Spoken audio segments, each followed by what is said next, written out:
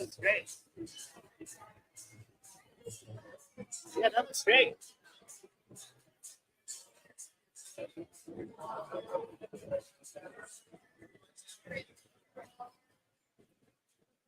Hey guys, welcome. Souza, Hiller, can you change that camera angle? We're not going to be able to see everyone. Can you make it so we can get everyone in the whole time? Because there's going to be more athletes out there. Right now it's just 3, unless you're going to adjust it when more guys come out. And see how is that going to catch everything? Yeah, do you hear what he said? He said to improve the camera angle. Unless he's going to adjust it when there's more athletes out there. Well, now you can't see the other side of the field. Now you can't see the other side of the field. Welcome, guys, to the Crucible. For the next couple heats, we're going to be taking about a 50-minute break from commentating, so you will be just limited to this one camera with no commentary. I apologize. We'll try to get the brightness up for you also. We do realize it's a little bit dark, this shot. It does look like Andrew has pulled it back almost to get the entire field. It's interesting that we can't get the entire field.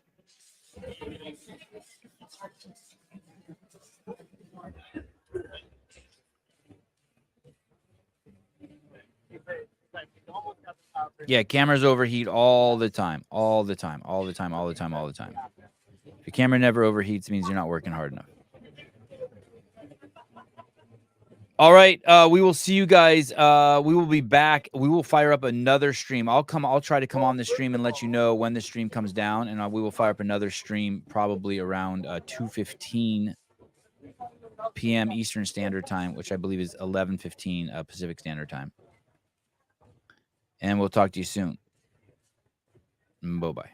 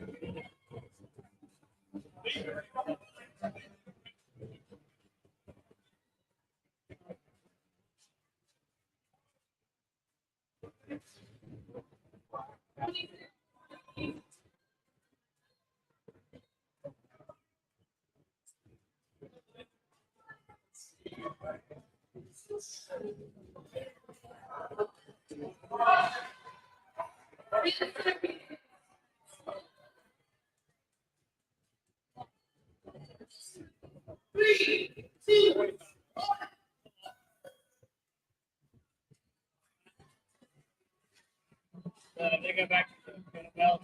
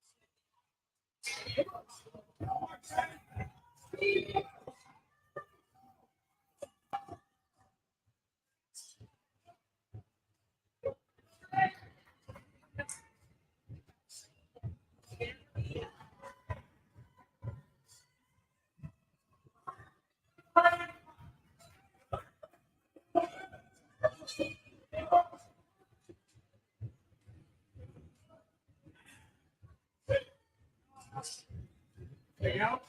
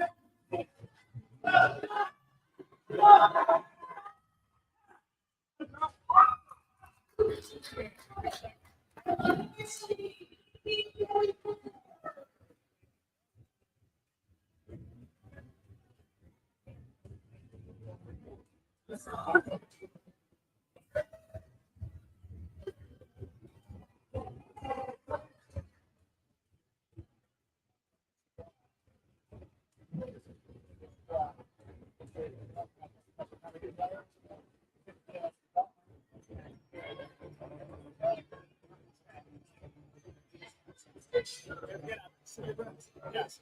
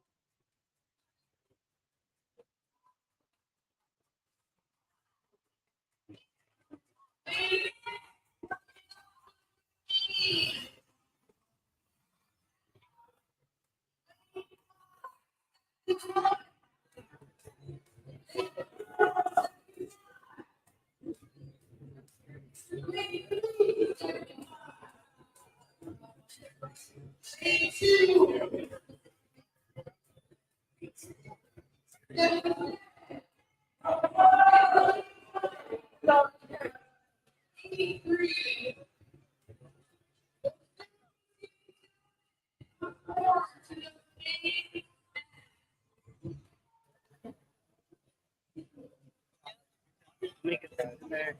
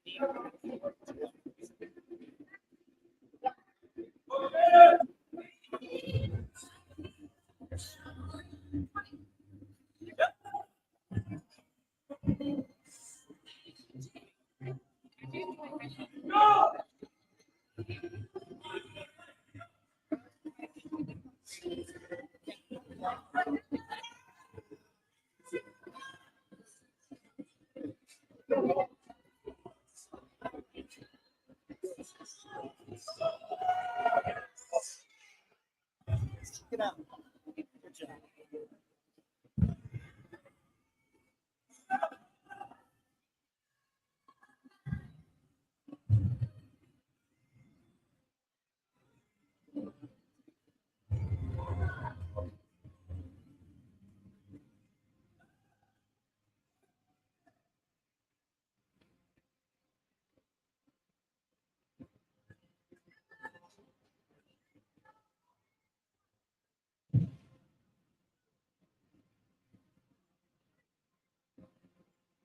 Switch the angles.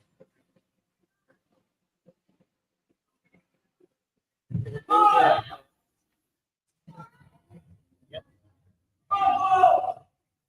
Drag that over.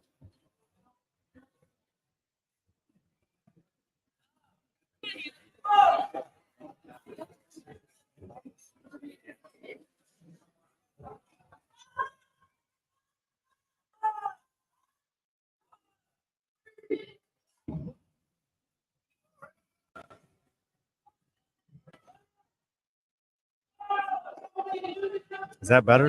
Let me know in the comments if you guys can hear me. I got you on my end. Thanks. Who's up?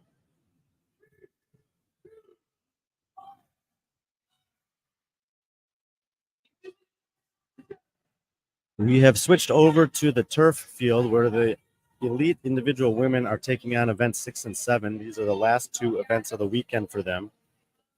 This is the second of 5 heats. In the first heat, Celine Gonzalez had the score to beat on the first part of this two-parter. She finished that in 3 minutes, 14 seconds. Aaliyah Miller, wearing the Be Friendly Fitness tie-dye crop there, finished this one underneath 3 minutes and will have the new time to beat with 3 women's heats to go for event number 6. That event consisted of ring muscle-ups and a sled push. Event number 7 starts 2 minutes after the 5-minute time cap for event 6. This one will feature sandbag cleans to shoulder and parallel handstand push-ups to a 9-inch deficit.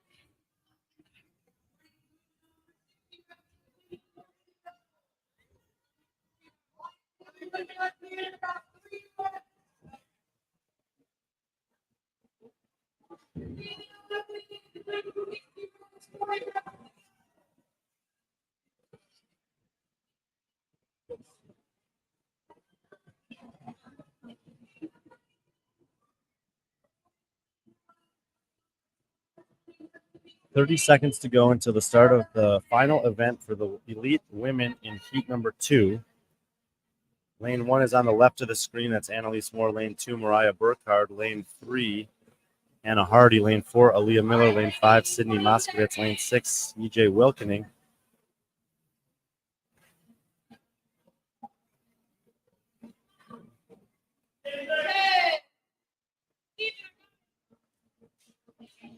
Task at hand here is 7 sandbag cleans to the shoulder, 125-pound sandbag. They'll advance the sandbag forward every rep as they work their way down the competition floor. 12 parallel handstand push-ups at a 9-inch deficit for the women, and then 7 more sandbag cleans to shoulder and advance. Celine Gonzalez also had the top time from the first heat at 3:48 for this one.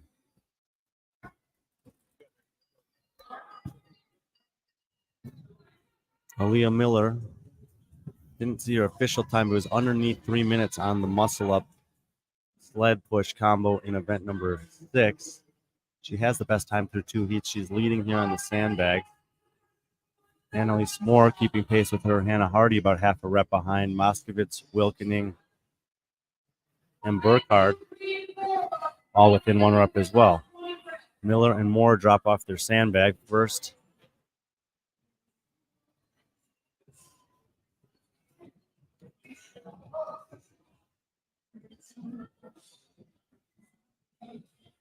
Both parallel handstand push-ups here. 9-inch deficit for the women.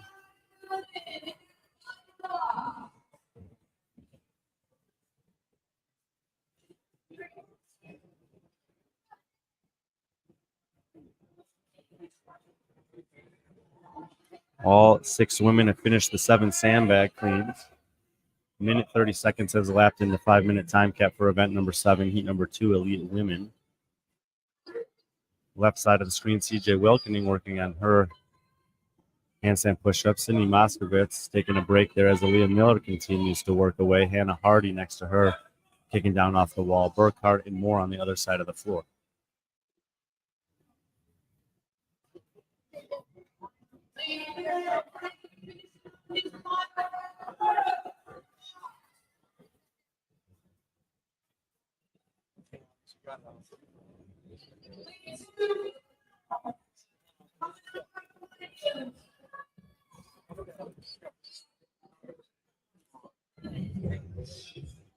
I know some of you guys were watching the men on the other side.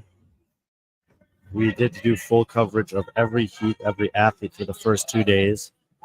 We're using both competition floors today, and this is the final 2 events, the final opportunity to earn ports for the women. We're prioritizing that over the early heats of the men in event 5. We will be back with the men for the final 2 heats of that event after the women finish their competition here on the turf floor. Annalise Moore has overtaken the lead in this heat. She's 1 minute away from the time from Celine Gonzalez from the earlier heat. Oh, excuse me. Yes, 1 minute away from that. 3 minutes have passed. 3:48 is that time from Gonzalez that Annalise Moore is chasing. 1 clean to go for Moore. Has to walk it forward and drop it off. 3:19, the new time to beat for Moore.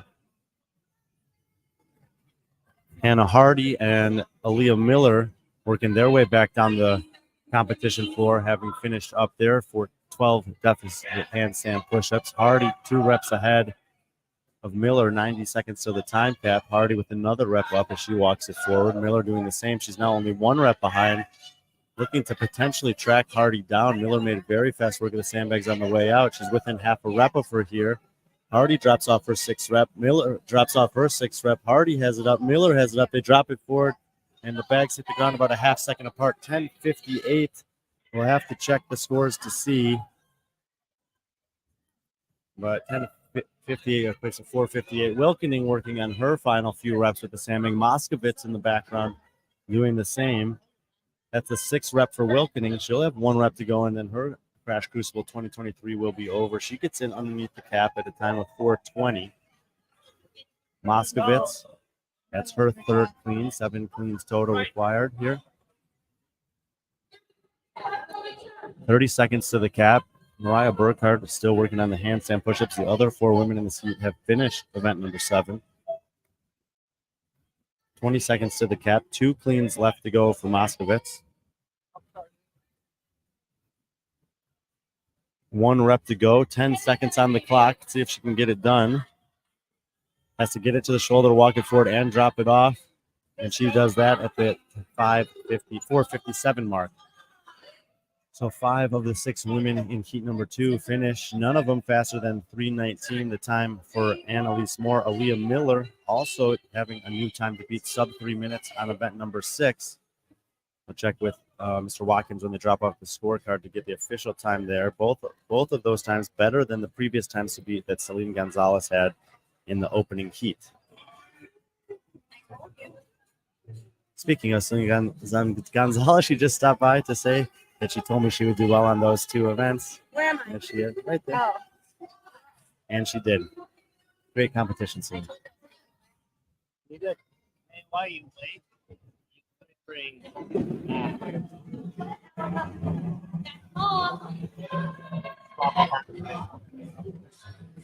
Wide shot of the men taking on event number 5 while the women transition between heats over there.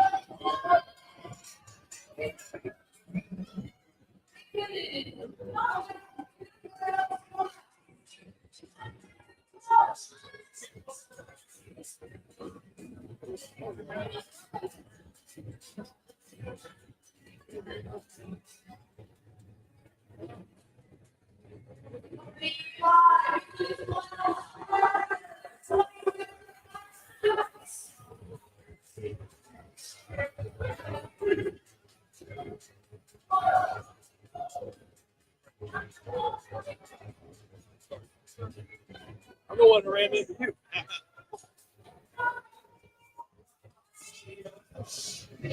I just realized I was muted for a majority of that time.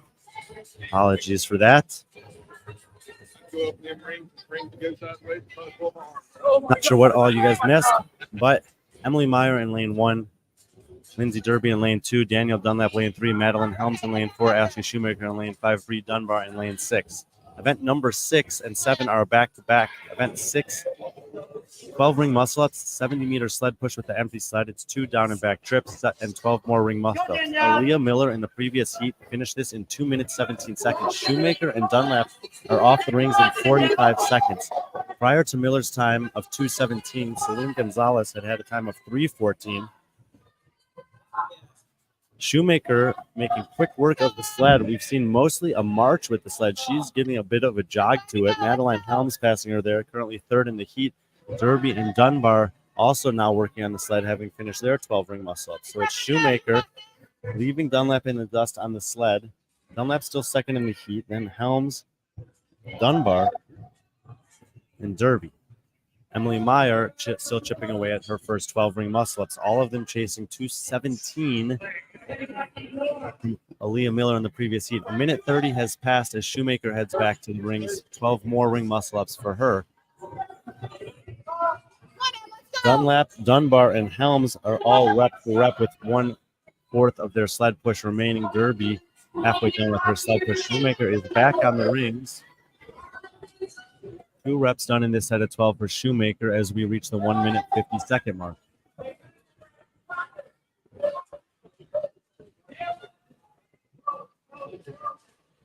Opening set of muscle-ups done for Shoemaker. Meyer on the right still working on her first set of 12. 2:05 on the clock, so we're approaching that time from Aaliyah Miller. No one's touching that in this heat. Possible no one's touching that at all. 2:17 has passed. Aaliyah Miller still with the top time to beat.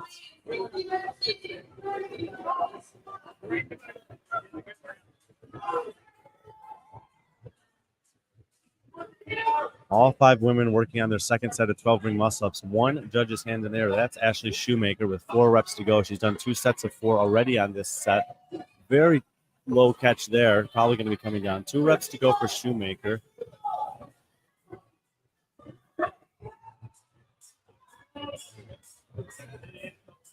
Five reps to go for Helms in lane 4.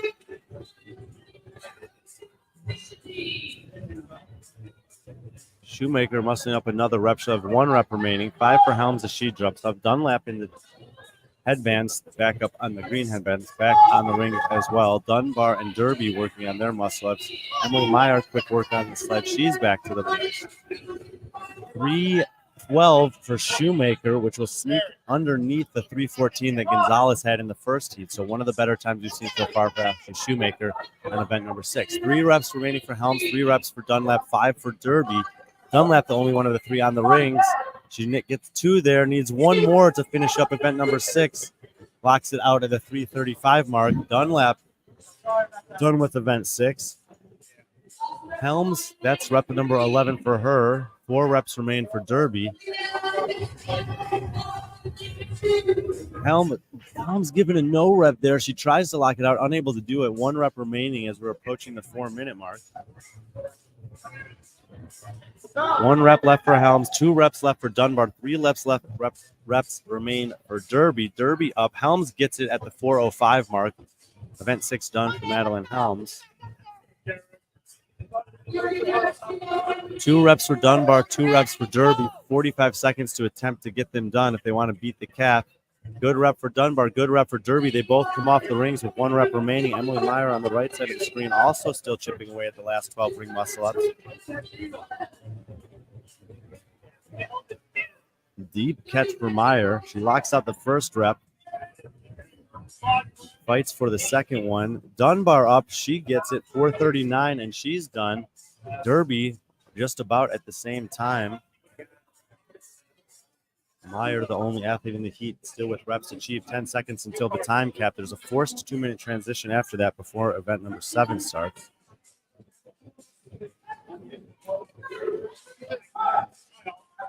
Locks out 1 more rep before the time cap. 2-minute transition here. Aaliyah Miller still with the best time, 2:17, 3:12 for Shoemaker. Best in the heat on event number 6.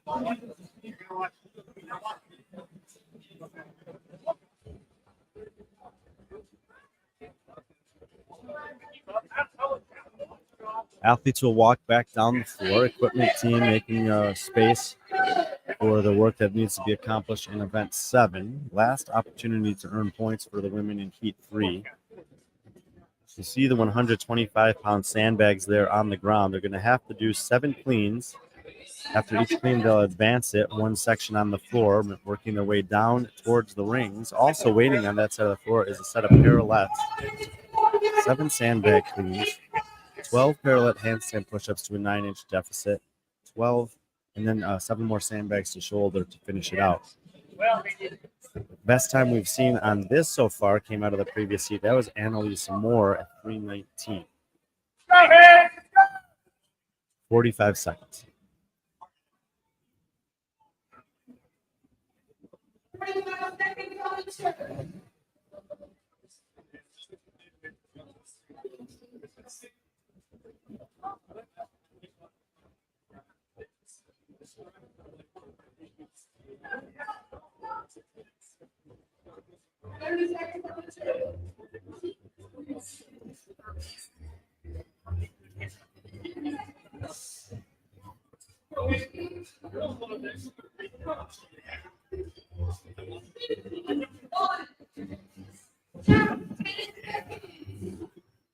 Ten seconds. If you're just joining us, this is Elite Women, heat number 3.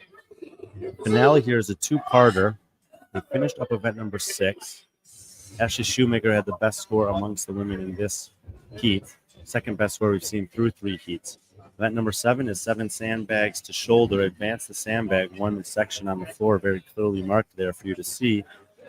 12 deficit handstand push-ups, 9-inch deficit for the women, and 7 more of these sandbags to shoulder plus advance. 5 minutes to get the work done. Best time we've seen so far, Annalise Moore, 3:19.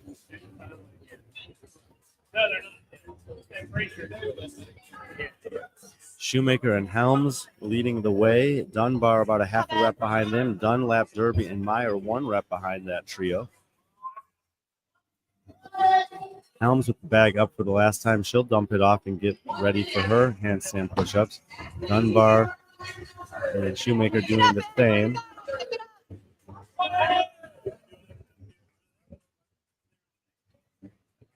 One minute of the 5 minutes has passed. Helms first to kick up to the wall.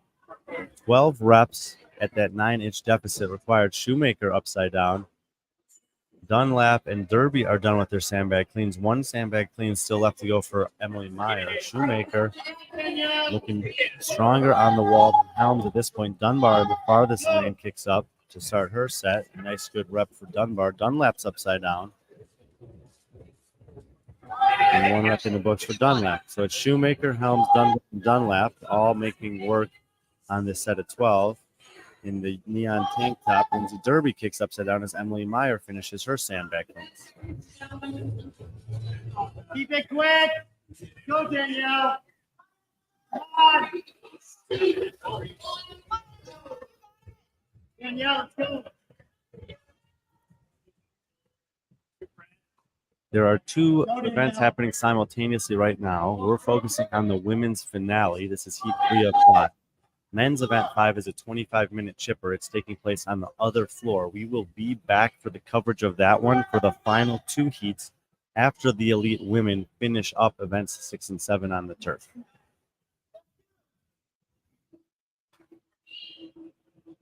Hands up in the air in lane 5 and lane 4.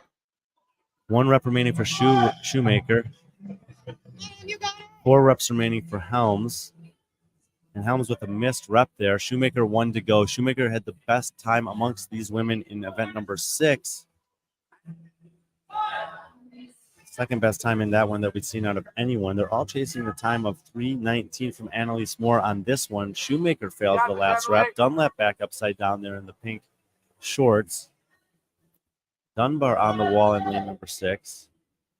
1 rep to go for Shoemaker. 2 reps to go for Dunlap. Helms with 3 reps to go. So very tight between lanes 5, 4, and 3. Big effort required here on these last couple reps. Shoemaker going to give it another try. She locks it out. She'll head to the sandbag. 3 minutes and 10 seconds have passed already. So Annalise's Moore of 3:19 will stand for another heat. 1 rep to go for Helms. 1 rep to go for Dunlap. 4 reps remain for Dunbar. Derby and Meyer are still working on them as well. It's only Shoemaker on the bag so far, and Dunlap finishes up. She'll join her on the bag on the right side of the screen.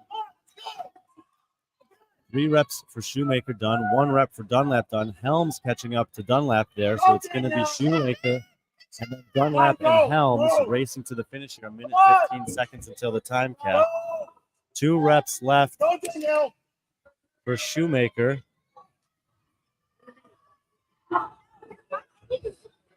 Shoemaker with her final clean. She's going to dump the bag off at 3:58. 1 minute until the time cap. Dunlap maintaining that half rep lead over Helms. Dunbar with 1 rep to go on the wall. 50 seconds to the cap. Dunlap drops it off at the 4:14 mark. Helms right behind her at 4:17. Dunbar gets credit for the last rep on the wall. She'll head to the bag with 40 seconds to go. See how many of these 7 cleans she's able to get done. No one in this heat. No one in this heat able to beat Annalise Moore's time of 3:19. 3 cleans done for Dunbar. Derby and Meyer still working on the wall. 15 seconds to the cap. 4 cleans done, 10 seconds. Likely can get 1 more. Sandbag weighs 125 pounds. Dunbar walks it forward and dumps it off as we have 2 seconds. And that'll be time cap for Dunbar. No rep for that last one. So Shoemaker, clean sweep of her heat.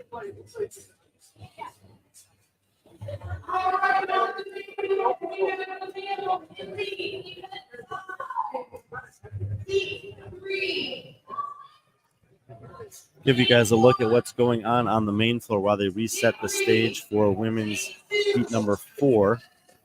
Again, if you're just joining us, we have simultaneous action taking place here inside CrossFit Crash. What you see in the large picture currently is men's event 5. The women have already done event 5. The masters and teams have already done all of the work for the day. They're done, dusted. Podiums and paychecks have been given out. We will have live coverage of the men's final 2 heats for this event with full coverage. Sevan will be back for that as well. Right now, the women's final is taking place. It's a 2-part final, 6 and 7, on the turf. We've had 3 heats go over there already, and we have 2 more to go.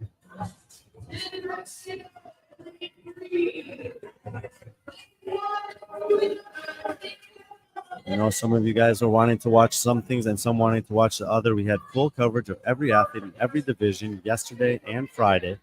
Today, there's simultaneous action. We are not able to do both floors at the same time. We're bringing you as much coverage as we can, focusing on the finale. The 25-minute chipper is not needed to be watched 15 different times.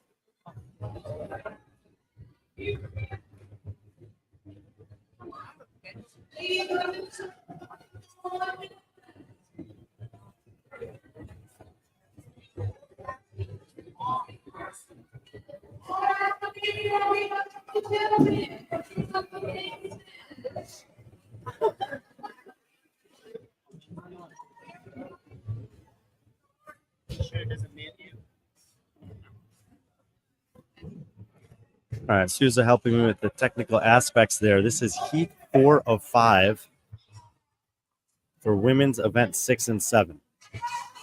Athletes were reseeded following event number 5 this morning.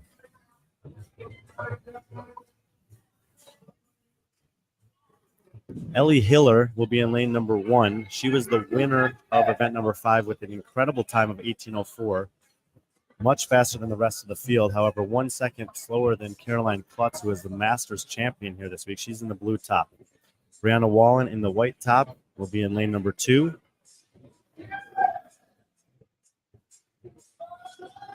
Allison Wynn in lane number 3. Ariel Sanders, lane 4. Lista Lang, lane 5. And Hannah Black in lane number 6. These are women seeded 7th through 12th in the individual elite women's division here at the Retour in 2023. This is event number 6, re-ring, a rewritten version of the 2019 Sprint couplet. That couplet had the sled push, bar muscle up, sled push. This one has ring muscle ups, sled push, ring muscle ups. For the women, it's 12 reps on the ring, 70 meters with an empty sled. That's 2 down and back lengths on the turf, and then 1 more set of 12 muscle ups. Men's Elite Event 5 is going on currently. We will have live coverage of the final 2 heats of that after the women finish Event 6 and 7. Callista Lang in the green tank top out first after 12 muscle-ups. Ariel Sanders running with the sled, trying to catch up to her. Ellie Hiller and Brianna Wallen also done. 1 rep to go for Allison Wynn. She's done, leaving Hannah Black as the only woman working on the first set of 12 ring muscle-ups. Lang and Saunders rep for rep on the sled. 3 of 4 lengths done for Lang and Saunders. They're at the 1 minute and 20 second mark. They'll head back to the rings for another set of 12. The best time we've seen so far, Aaliyah Miller, 2 minutes, 17 seconds out of heat number 2. A full minute faster than the next best person we've seen. Incredible performance from her on that.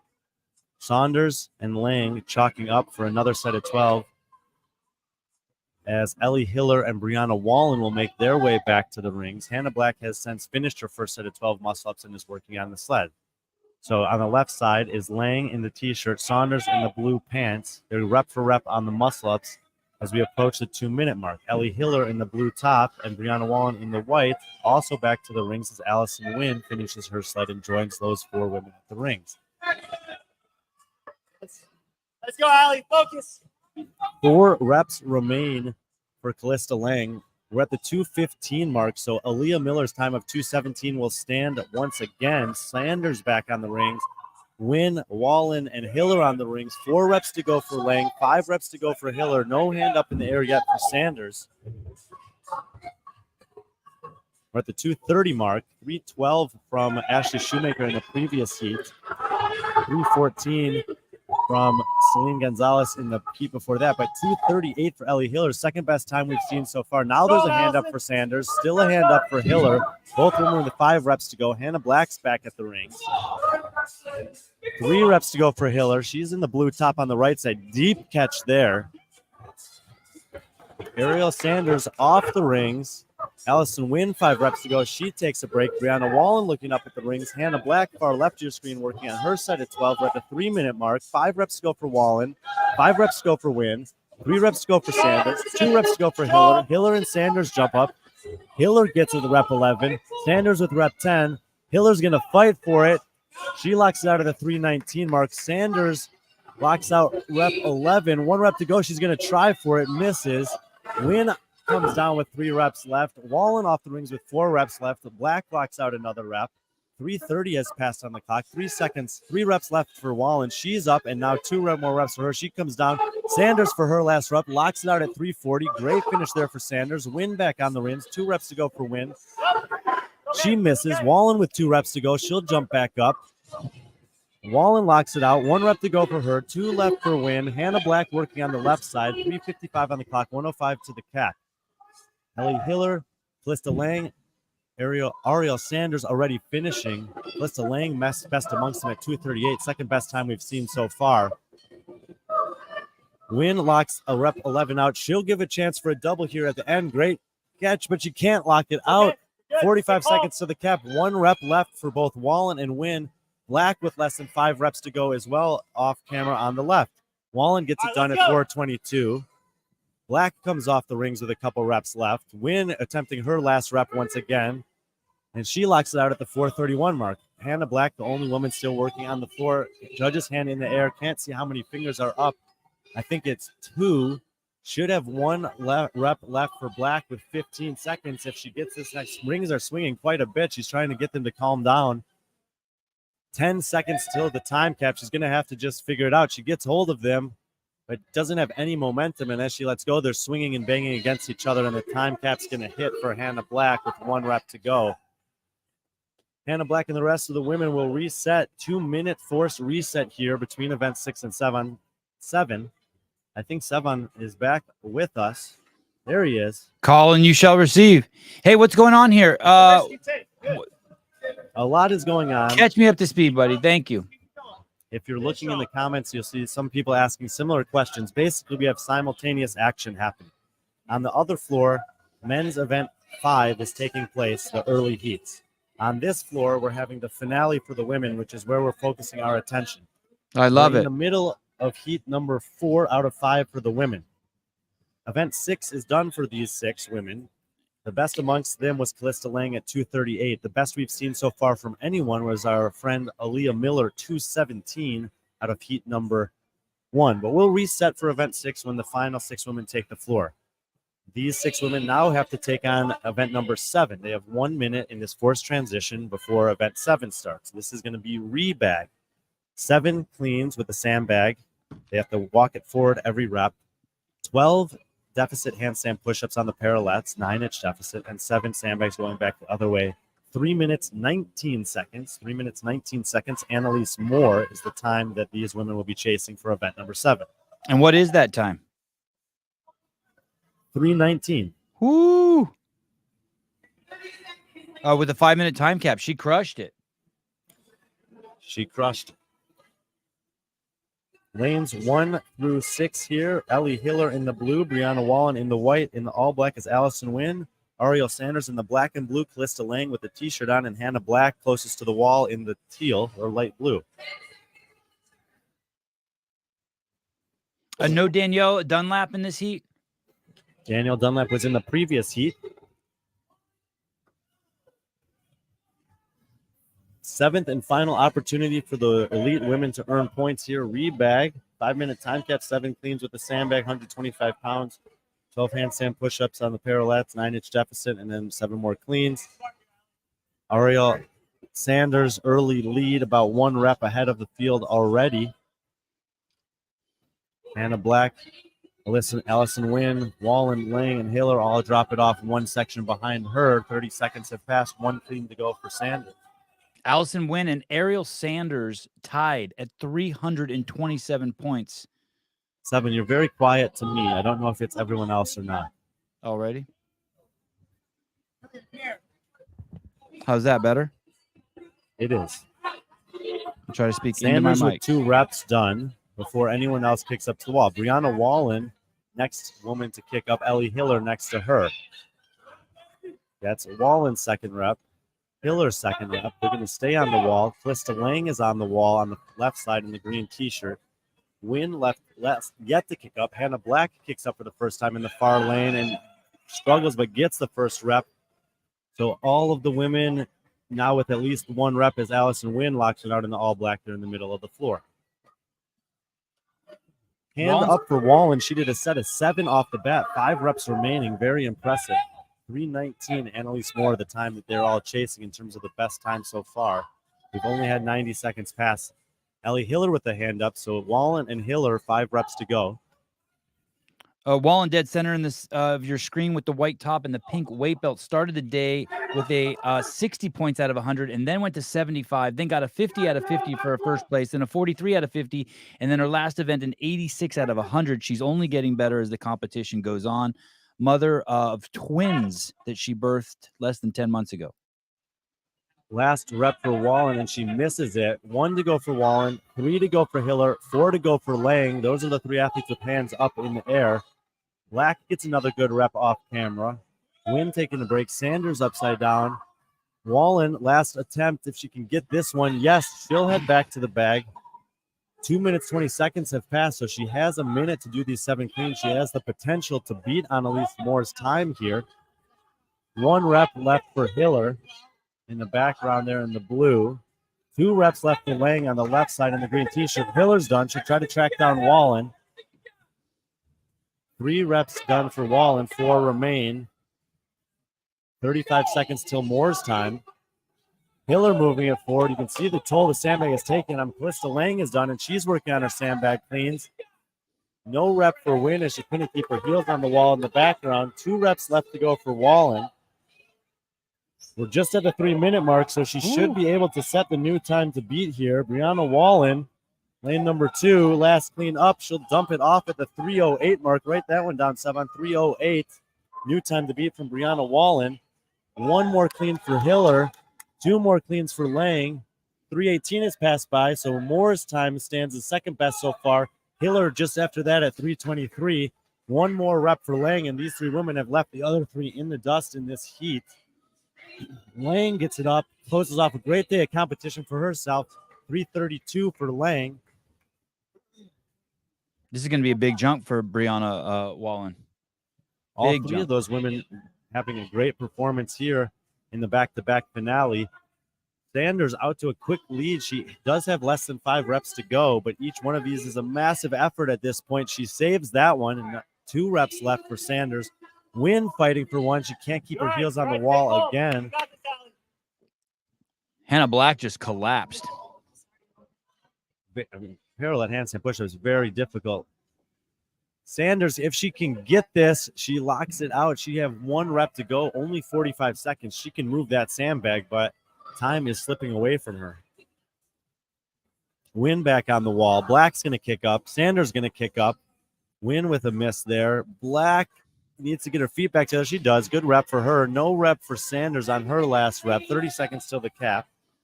This is heat 4 of 5. We will have the top 6 women coming up next. There's still 200 points up for grabs. That's 28% of all of the points available for the weekend in a 12-minute window here. So a lot can happen, especially in the performance scoring system. Black with a miss.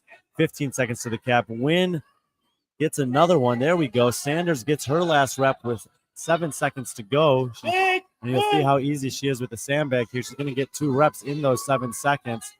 So 5 cleans short. Smiles and walks it off. What an amazing weekend of competition for Ariel Sanders. We've learned a lot about her. Hopefully you guys have too. Former University of Michigan rowing team member. She's had some incredible performances this weekend, and we're looking forward to seeing some more from her maybe this offseason, otherwise next year. Let me give you guys a quick peek at the leaderboard prior to this event. You can see how Brianna Whalen is going to make an enormous jump as she puts significant distance between herself and Allison Wynn and Ariel Sanders. Now that you've seen that, while they set up for the next heat of women, let's take a quick peek over at the boys on the floor that's right behind Mr. Friend. It looks like, is that Hal Fisher just finished as we tuned into the live stream? I don't know what heat this is. It looks like whoever's next to Hal beat him. And we'll come back to the ladies now as they prepare for the final 2 heats at the Crucible at CrossFit Crash in Spartanburg, South Carolina. J.R. Howell is taking the floor, making sure everything's nice and tight. Yep, top 6 women taking the floor. They were reseeded after event number 5. Leading the way. Do we have the leaderboard there, Sevan? Can we look at the points gap real quick? Sure, Top yes. 6? Absolutely.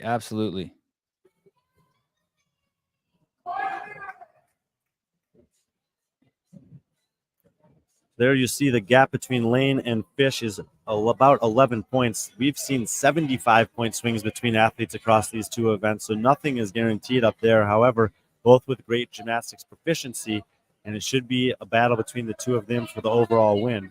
Harvang holding on to the 3 spot. B-Roth, Wilson, and Fisher in a great battle there, but quite frankly, that performance from Brianna Wallen on the last 2 events keeps her in contention for potentially sneaking a podium spot. Definitely has a chance to move up into 4th or 5th. And I don't know these 2 athletes, but just looking at their stature, looking at Lydia Fish and Lindsay Lane, I'm going to tell you that the sandbag might be an enormous challenge for them, and we could see an enormous point swing here. If there's 200 points on the line and 6th place has 338 points, she could conceivably get 538 points. So that there's a lot of things that are possible. And both of them with a similar stature to Wallen and Hiller, who moved the sandbag good enough. The gymnastics seemingly the prevailing factor. Lane 1 will be closest to you.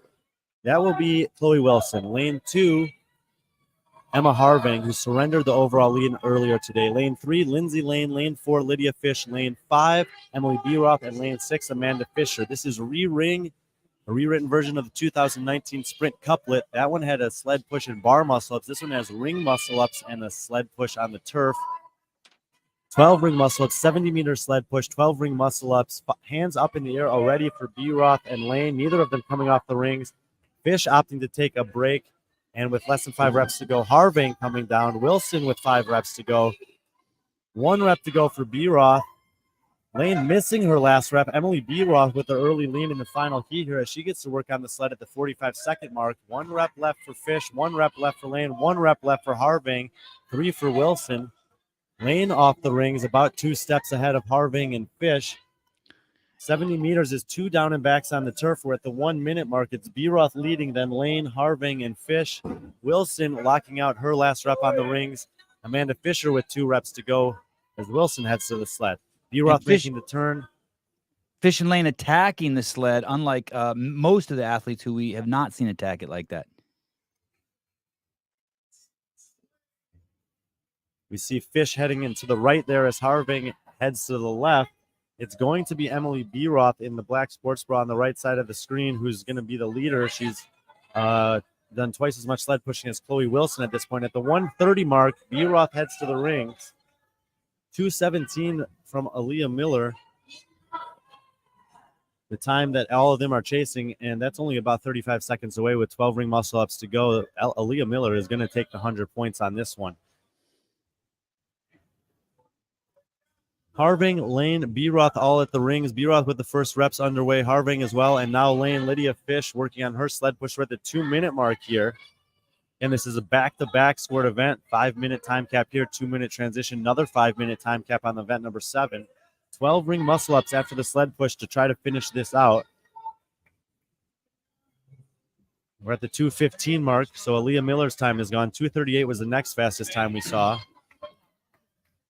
Fish working on her muscle-ups in the yellow shirt. B-Roth left the fur black sports bra. Lindsay Lane in the green sports bra in the middle. Harvang in the gray tank top, and Chloe Wilson on the far right. Fisher gets back. She's on the far left. All the women working on these last 12 ring muscle-ups. 3 reps to go for B-Roth. Hand in the air for her. Only hand up I see on the floor. 2 more reps for B-Roth. 1 more rep. We're at the 2:45 mark. She comes off the rings. Hand up for Fish. No hand yet for Lane. B-Roth misses a rep there, 1 to go. Hand is up for Lane now. So 5 reps to go for Fish, 5 reps to go for Lane. They're both up on the rings. Wilson with less than 5 to go. Harvang done at the B-Roth done at the 3:05 mark. Harvang with her judge's hand in the air. Fish comes down. Lane comes down. Wilson down. Harvang 2 reps to go. Fish locks out rep number 11. And she gets rep 12 at 324. Lane comes off, so Fish will diminish that lead of Lane's. By how much is what remains to be seen. Harving with one more rep to go, and she misses it. 1 rep for Harving, 2 reps for Lane, 2 reps for Wilson, 3:40 on the clock. Other times are starting to factor in from previous heats. Wilson locks that out. She'll have 1 more rep to go, catches it.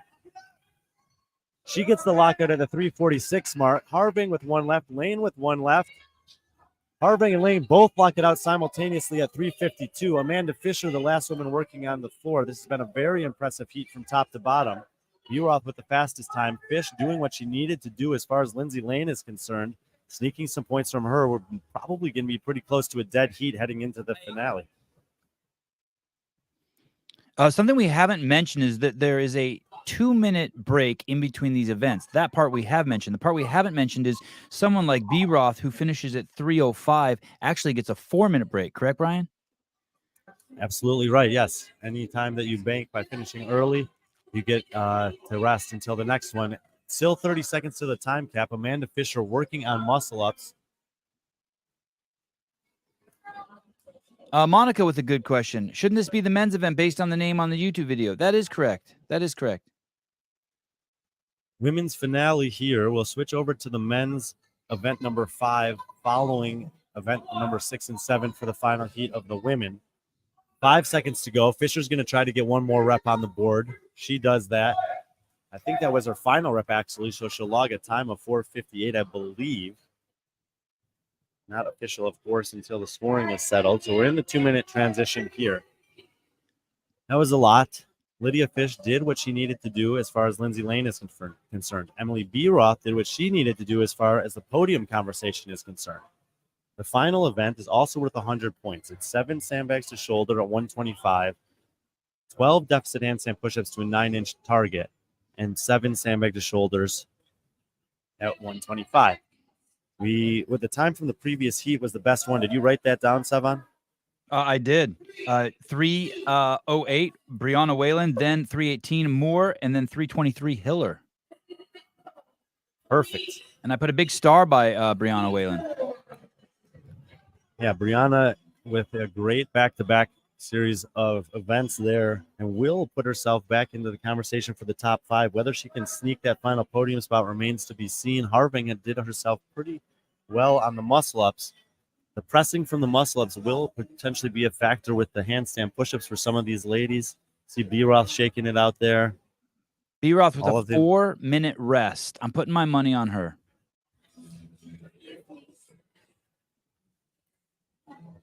$40 seconds to go. Top 6 women. 3rd day of competition here. Tyler Rockets has an update for me. Give me 1 second. I like this workout because there's so many things that there's so much anticipation around the heavy bag. Who can lift it? Who can't lift it? How fast can they lift it? How much will they be fatigued the second time they come around and have to deal with the bags? And then, of course, the 9-inch deficit handstand push-ups. There's always kind of like that nail biter moment. Who can and who can't do it? Update from scoring, for those of you who are concerned about the turnaround time, is that Lindsay Lane and Lydia Fish are 4 points apart on the leaderboard. 1 second at this point with the data we have could be the difference of 4 points based on the current distribution. So it's pretty much a winner-take-all between Fish and Lane for the overall title here at Crash Crucible Retour 2023. Mitch McClune, thank you for the $15. Thank you guys for the coverage this weekend. Really appreciate all the work from the team. Brian, which one is Fish and which one is Lane? I see them in the center there. Who's the one in the gray shorts with the green top? That's Lindsay Lane. She is currently leading the pack here alongside Harving and Wilson. In the yellow top and brown shorts is Lydia Fish. She's at the back of the pack with Fisher. They're about 1 rep behind B-Roth, who's 1 rep ahead of the leaders. Lane, with no time at all in the transition, she kicks up to the wall immediately, and this is not a good sign for Lydia Fish. Those look easy. And are you saying that Lane is currently 1 point ahead or 1 point behind Fish? Tyler told me they were within 4 points of each other. He did not tell me which one was leading. Awesome. Good. The unknown and unknowable. All right. A hand already in the air for Lane. She gets a no rep there for not keeping her heels on the wall. It's not a matter of capacity. We're only at the 115 mark. Annalise Moore's time of 3:19 is this current time to beat. What Lane is doing right now is basically winning the competition. 3 reps to go. No one else even close to having a hand in the air. She does come off the wall, however. Lydia Fish up on the wall in the yellow t-shirt and brown pants. Emma Harving in the right with the black pants. She was the leader to start the day. She's going to get a no rep there. Chloe Wilson in the green shorts on the right side of the screen. She's been charging up the leaderboard after a slow day one. Lindsay Lane is done at the 1 minute 50 second mark. She has 7 reps to go. Lydia Fish is leading on the handstand push-up. She only has 2 reps to go. She's passed everyone else despite being the last one there, and she's done. She's 2 cleans behind Lane at this point. And this is it. Whichever one of them gets 7 reps done first is going to be your winner of the Crash Crucible Retour. Lane with 3 reps remaining. Brian, Lane is having absolutely zero problem with the bag. 1 rep to go for Lane. This is for the event win, the heat win, and the competition win. Lindsay Lane is going to be the champion of Crash Crucible 2023. Lydia Fish is poised to take second on this event, second in her heat, and second for the competition. And for the pair of them, these are incredible results in the offseason for Lindsay Lane and Lydia Fish. 2:49 for Lane, Fish, both women well ahead of the previous time to beat and showing their class here against the field. Josh Mates, thank you for everyone for a great broadcast all weekend. Brian, you should be hired officially by CrossFit to commentate. He should be hired by any sporting broadcast. 2 minutes to the time cap. The other 4 women are still working on the handstand push-up. We mentioned how good of a performance Brianna Wallen had on both event 6 and event 7. With all of these women struggling on the handstand push-ups here and 90 seconds to the time cap, I still think it's impossible. It's possible for her to potentially steal away 3rd place from this entire group of women. On the camera here is... Go ahead, Brian. Hand up for B-Roth, hand up for Wilson. 2 reps left for both of them. No hands in the hair for Harving or Fisher yet.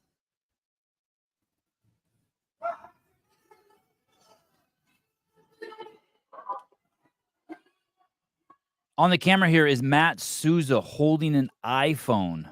That has been no the rep primary for B-Roth there. That would have been her last rep. 1 minute to the time cap. 1 rep remaining for her. 2 reps for Wilson in the green shorts. Harving with another miss there on camera.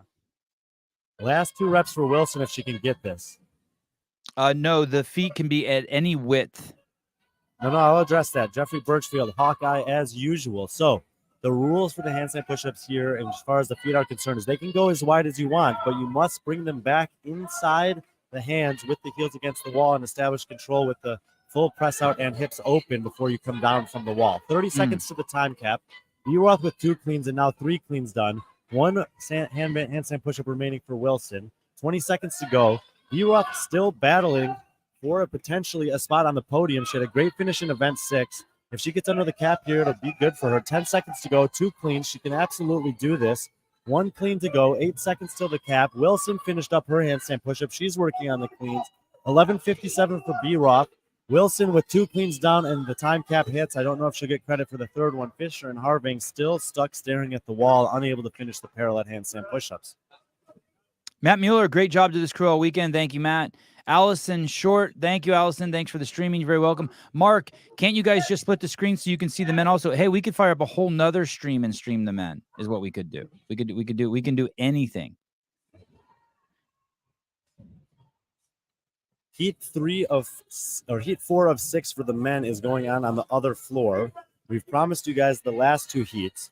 I need to reposition myself relative to the crowd to be able to call those. So Sevan, you can switch over there if you want to. You do have the heat sheets for that one. Those are the ones I sent you this morning. So you can call the action without me and inform people of where they are. I'm going to get in position, check with Tyler if we have the current time to beat, and I'll be back in a couple minutes. I'll be here. I'm just going to turn the camera and mic off for a minute. Oh, one question, Brian. That's heat 4? This is heat 4. So you should have Drake Lewis, Harley, Pescalozito, etc. Okay. So that was the finals for the women. We had some amazing showings. Brianna Whalen and, of course, Lane and Fish all putting on epic shows for us. And now we'll switch over to the men's event number 5 with heat number 4, Drake Lewis, Harley Pesco-Solido, Mike Needleman, Brandon Smith, Hunter Osment, and Robert Yates. Just a heads up, as we finish up this next 2 heats after this, which is, I guess, another hour away, believe it or not. These are 25-minute heats. We will be switching to another stream for the men's final. I'm absolutely disgusted that we're still on the same stream as the stream that didn't have commentary earlier. I apologize for the confusion. Let's see if I can figure this out. Oh, that looks like Brandon Smith. Is that Brandon Smith dead center? Brandon Smith is in the red shirt. He is on standing on the Go Wad symbol, which means he's on the 80s. To the right of him, let's see if I can figure this out. To the right of him, I think, is Mike Needleman. And then, Mike Needleman. And then Harley Pesco-Solido. And then over one more, Drake Lewis, all the way on the end on the right. So let me start over again now that I figured this out. All the way over on the far right in the black shirt, bent over, is Drake Lewis. Next to him with the shirt off is Harley Pesco-Solido. Next to him on the 80 reps is Mike Needleman in the blue shorts. Then Brandon Smith, coached by Adrian Conway, showed up here in a CEO shirt. Nothing but love for Brandon. Red shirt, black shorts. Then next to him, also on the 80s, picking up his kettlebells now, with what I think are dark gray or black shorts and a black shirt with a bunch of writing on the back, looks like sponsors, is Hunter Osment. And then finally, all the way over on the left of your screen, Mr. Robert Yates. It looks like the Sousa cam is here for a brighter, clearer shot. For anyone who's an aficionado in electronics and cameras and whatnot, this is being shot on an iPhone using Wi-Fi on Matt Sousa's iPhone with a $150 gimbal. And if you want to see what this picture looks like compared to an ESPN broadcast, you could go over to the CrossFit Games broadcast right now on ESPN, and you could look at the difference in picture quality. I was just over there watching it. Crazy that this is being done with an iPhone on Wi-Fi. Unreal. If we could figure out to get 2 or 3 cameras at this quality, it will be a complete and forever game changer.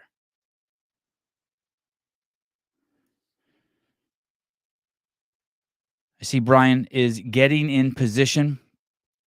On your right there, that is Robert Yates, then Hunter Osment, Brandon Smith in the red, in the blue, Mike Needleman, Harley Pesco-Solido, and then finally all the way on your left, as Sousa goes over there, being hidden by the man in the purple pajama pants. Oh, that's Harley Pesco-Solido. And then one more. Oh, he's already on the box jump overs. Leading the way is Drake Lewis. Drake Lewis had a phenomenal showing on the thruster workout. I do think he lost $50 in a bet to Taylor. He said he was going to win it. I don't think Taylor should take his money. He did an amazing job. Brian has joined us. Someone just yelled in his ear, so he's a little disoriented. He's gathering his bearings. I was unable to track down the time to beat. Tyler is currently inputting all the scores for the women's final 2 events, and he'll get to the men's times to beat from event 5 after that.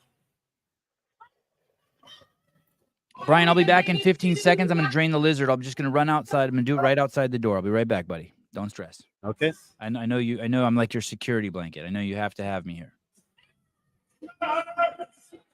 As Sevan has been informing you guys, Drake Lewis with the lead here. He's working on his second set of 20 box jumps. Mike Needleman is in that section. Next to him in lane number 4, Brandon Smith has moved forward. And in lane number 6, Robert Yates is in the same section as well. So 4 men in the second set of 20 box jump overs. Hunter Osment and Harley Pesco-Solido in their first set as Lewis moves forward into the third set of 20.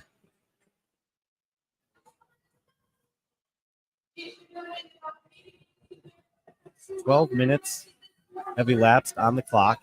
25-minute time cap for this one. Keep moving.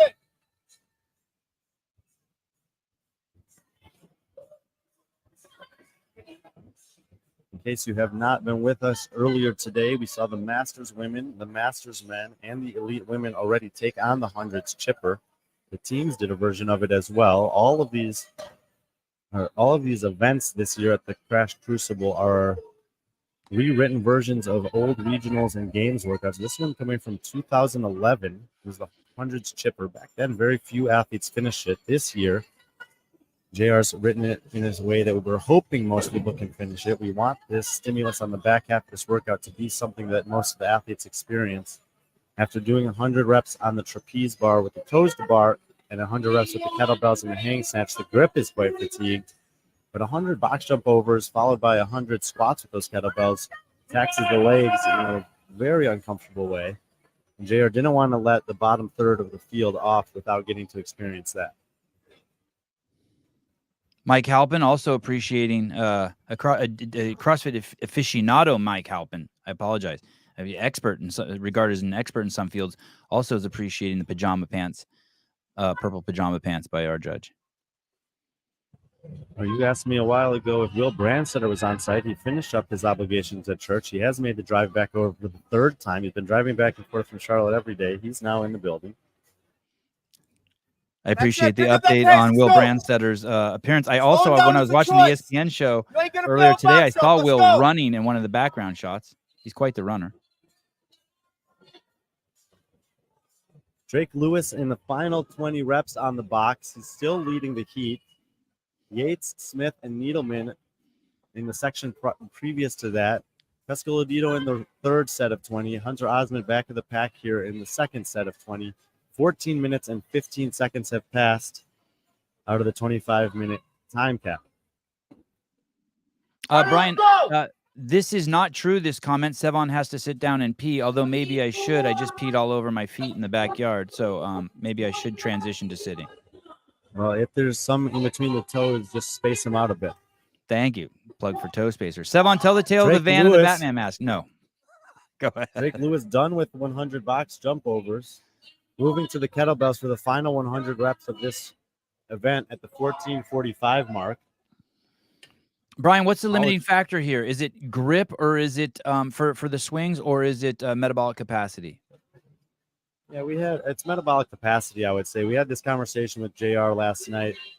Tyler had kind of been asking him as we were having dinner about what he thought was the limiter on each of the 7 events throughout the course of the weekend. And he labeled this one as a base capacity test. Obviously, there's a grip component at the start and a leg fatigue at the end, but the totality of it just requires a tremendous amount of fitness and capacity. Brandon Smith, second in the heat right here, moving forward towards his kettlebells on the left side of your screen in the maroon, I guess that's a maroon t-shirt. So it's Lewis and then Smith. Yates and Needleman in their last set of 20, 2 reps left for Yates. Pescolodito about 20 reps behind that. Osmond about 20 reps behind Pescolodito. I wish we had some sort of culture in the sport, like people could be wadding up $1 bills and like throwing them at Drake Lewis now, like to support him. You know what I mean? And then when he's done, he gets to collect all the ones. You know what I mean? Or 5s or 10s or whatever. I don't mean to limit anyone. The athletes will be counting down the reps towards 0 on the way back in. So when they step forward, that's the number of reps remaining as they step into that square. Beginning with 100, Lewis has moved forward into the 80, the box labeled 80, meaning you have 80 reps to go. Needleman and Yates in the round of 100. Smith moving forward, so it's still Lewis, then Smith, Needleman, and Yates. Coming up, we will have the second to last heat as these guys wrap up with such big names as Marquand Jones, Quentin McQueen, and of course, Bill Leahy, and the CrossFit Games champion, Ty Jenkins, in the 16 and 17-year-old division will be in the next heat. Pretty impressive. Ty Jenkins hanging tough in the top 2 heats after 2 days of competition against all these guys. Yeah. Basically, if Ty beats you in this, you should retire. Just go home and just get a bag of Doritos and retire. Like a bag of grapes or something. I just wanted you to push back on that. Drake Lewis, kettlebells on the ground in the third round of 20 squats here. Brandon Smith has just stepped up to join him. Lewis about 10 reps ahead of Smith. Smith trying to hold off Yates and Needleman, who are both still in the section behind him. Brandon Smith, I knew who this guy was. I just didn't realize it. Last year in January, he did a competition and took second place behind Dre Strom. And he told me yesterday that I reached out to him on Instagram to ask him who he was and how come he was so close to Dre. So it's not the first time I've seen him. I just forgot about him because he hadn't done so well in the quarterfinals this year, so he didn't make the semifinal field. John with the 50 pounds. Thank you. Brandon Smith started working with Adrian Conway following the quarterfinals this year. So he's really been enjoying working with him and has enjoyed the individual nature of that programming relative to the program that he had been following previously. He's now in the same segment as Drake Lewis, less than 40 reps to go for those guys.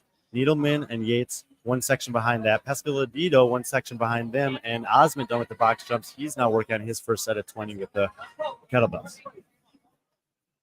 18:20 mark on the clock. I still don't know the time to beat from the previous heats. Tyler has abandoned me over here and gone to talk with Jen Green about something, so I don't know if I'll have that, but we'll at least get you the best score from this heat. Drake Lewis in the last section now. He's the other athlete in the field, coached by Adrian Conway. So both Conway athletes are in the lead here in heat number 4 out of 6 for the men in event 5.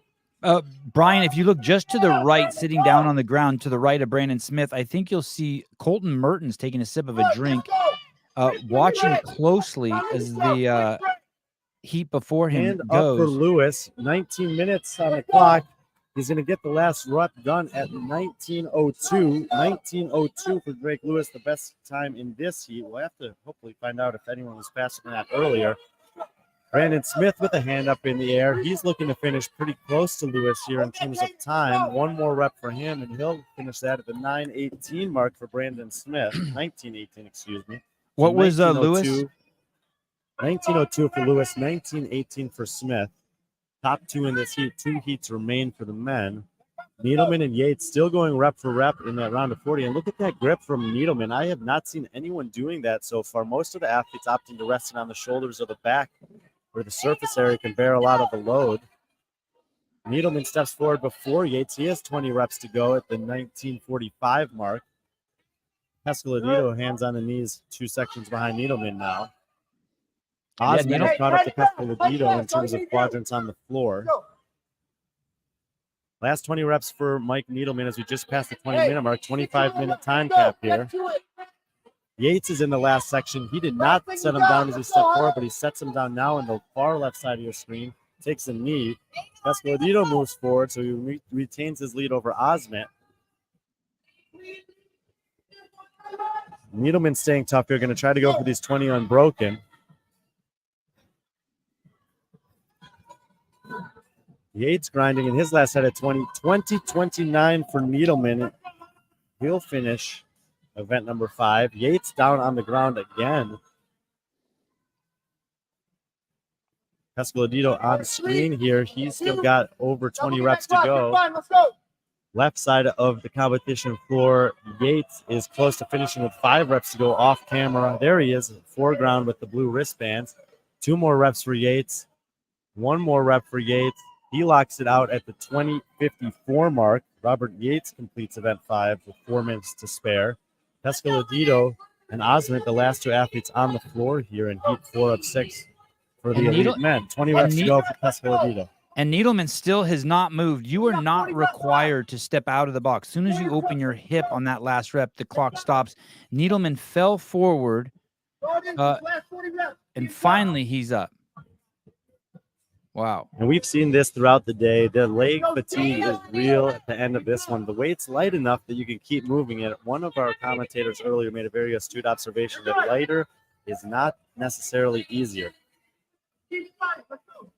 Harry's mom, Pamela, watching and supporting the broadcast.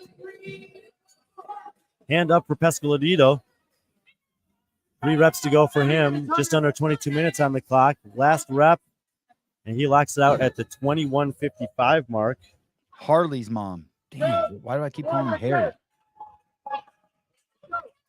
Hunter Osmond, last man on the floor for the heat 4 of 6 in the men's event 6. 3rd day of competition here in Spartanburg. Robert Yates is toast. He hasn't moved in 2 minutes.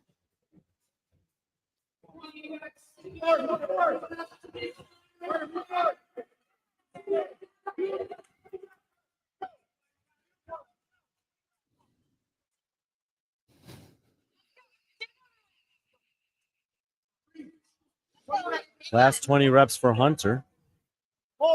Trains out of the Grit House in Charlotte. Very good affiliate team. Oh, no wonder the Hiller. teams. No wonder the Hiller cam is so shitty. He's not even manning the camera. He's showing. He's just over there talking to people. No, that makes sense. Has it been like that all weekend? He's interviewing Yates laying on the floor there. If you say so. All right, I like that. You got his back. Just past the 23 minutes left. Still about 2 minutes to the time cap. Needleman's up, chatting with Susan. 5 more reps for Osment. 2 reps to go. 23-27. Hunter Osment gets it done.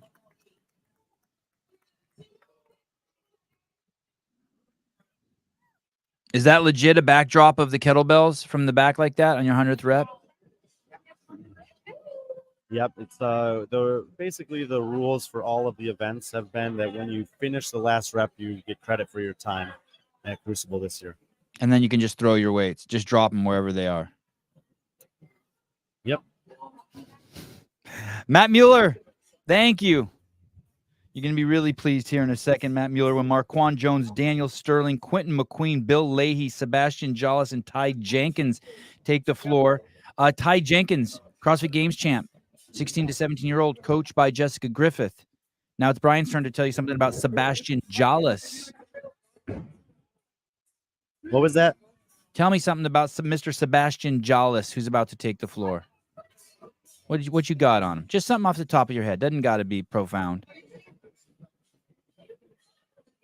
Sorry, Brian's cheating. Information. I was getting some information from another person real quick. Jollis? Was it event related or was it something post event related? I was hoping it was event related. It ended up not being event related, and it distracted me from what we were doing here. This is Sebastian Jollis' second time competing at the Crash Crucible. He was here last year at a top 10 finish, taking 7th place. He was in the mid 200s in both the open and quarterfinals this year. So has some promise, certainly a good athlete, and doing pretty well against a fairly competitive field full of semifinal athletes here. Bill Leahy will also be taking the floor. The infamous, notorious Bill Leahy. Has Leahy ever made it to the CrossFit Games? No, Bill Leahy has not been to the CrossFit Games. No, he's not been. He went to CrossFit semifinals the last 2 years. He had a world record on the legless rope climb running event 2 years ago. That really put his name on the map. He did have a couple other impressive performances that year. He was unfortunately having to withdraw from the West semifinal this year. There's a lot of hype surrounding him. He's had some incredible performances here. Crushed both events yesterday to surge back up into the top 12. Getting some competition experience under his belt as well, which I think is critical for a young athlete with the kind of skill set that he has to do. He made a few mistakes on day one. He's shaken those off and had a great day too. There's still 300 points available today. This seems like the type of workout that he should do well on. And if he does well enough, he's still within striking distance, as you guys can see on the screen there, of potentially fighting into that last heat tomorrow. It will require one of the men in the final heat having a bad performance as well. A lot later this afternoon. About as much pressure as you can possibly put on someone for their limited exposure is on William Leahy. I hope he can shake that off after this event. He'll be proud of himself and move forward. As a fan of the game, we love seeing him. I don't want him to experience any of that pressure. We love him. Everyone loves him. Ignore the haters. They're knuckleheads. You bring a lot of energy to the game, Mr. Leahy, and I want to tell you it's fun and exciting that you're here, and you're the reason why a lot of people have their eyeballs on the show today. Also, the exciting Quentin McQueen. Quentin McQueen sporting a J.R. Howell shirt from 2021 that the members of CrossFit Crash made for J.R. there, much to his chagrin. J.R. Howell, for those of you who are unaware, took 8th place at the CrossFit Games in the Masters 35 to 39 division that year. Does that mean he didn't like it? Chagrin? Yeah. Let me see. Chagrin. You know that he doesn't like that. Oh, yes. At least he'll pretend not to. Oh.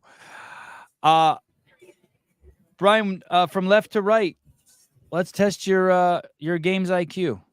Your athlete IQ. Well, Here we left to go. right from this angle, Marquand Jones on the far side of the floor in the white T-shirt. Next to him, Daniel Sterling in the green and red. Quentin McQueen in the flamboyant blue and orange. No shirt, gray shorts is Bill Leahy. Next to him in the, I guess that's a gray shirt and black shorts, is going to be Sebastian Jallis that we were talking about. And Ty Jenkins on the right side in the black T-shirt, defending CrossFit Games champion of the teenage boys division this year. He won't be able to defend that as he's aged up into the elite division and is thus out here testing himself against semifinal caliber field in South Carolina. Halpin points out an important detail. The only person here with more pressure on him than Bill Leahy is the elastic in Leahy shorts. I see a question here from Cave Dastro, of course, keeping us on track. He's asking for a time to beat. While the men were starting this, there were 6 heats, 25-minute time cap. That's 3 hours of this event that's going on. The women were finishing up events 6 and 7. Tyler Watkins and Jen Green were doing double duty, entering those scores that prioritized doing the women's scores. So I still don't have updated results from the first 3 heats of men. In the 4th heat, Drake Lewis had the best time of 19:02. Relative to what we've seen from men in the Masters divisions, I would have to imagine that if that's not the best time, it's one of the 2 or 3 best times. That's a very, very good score. Anything under 20 minutes is exceptional. He was 19:02, Brandon Smith 19:18. Those are the best 2 times in Heat 4. This is Heat 5.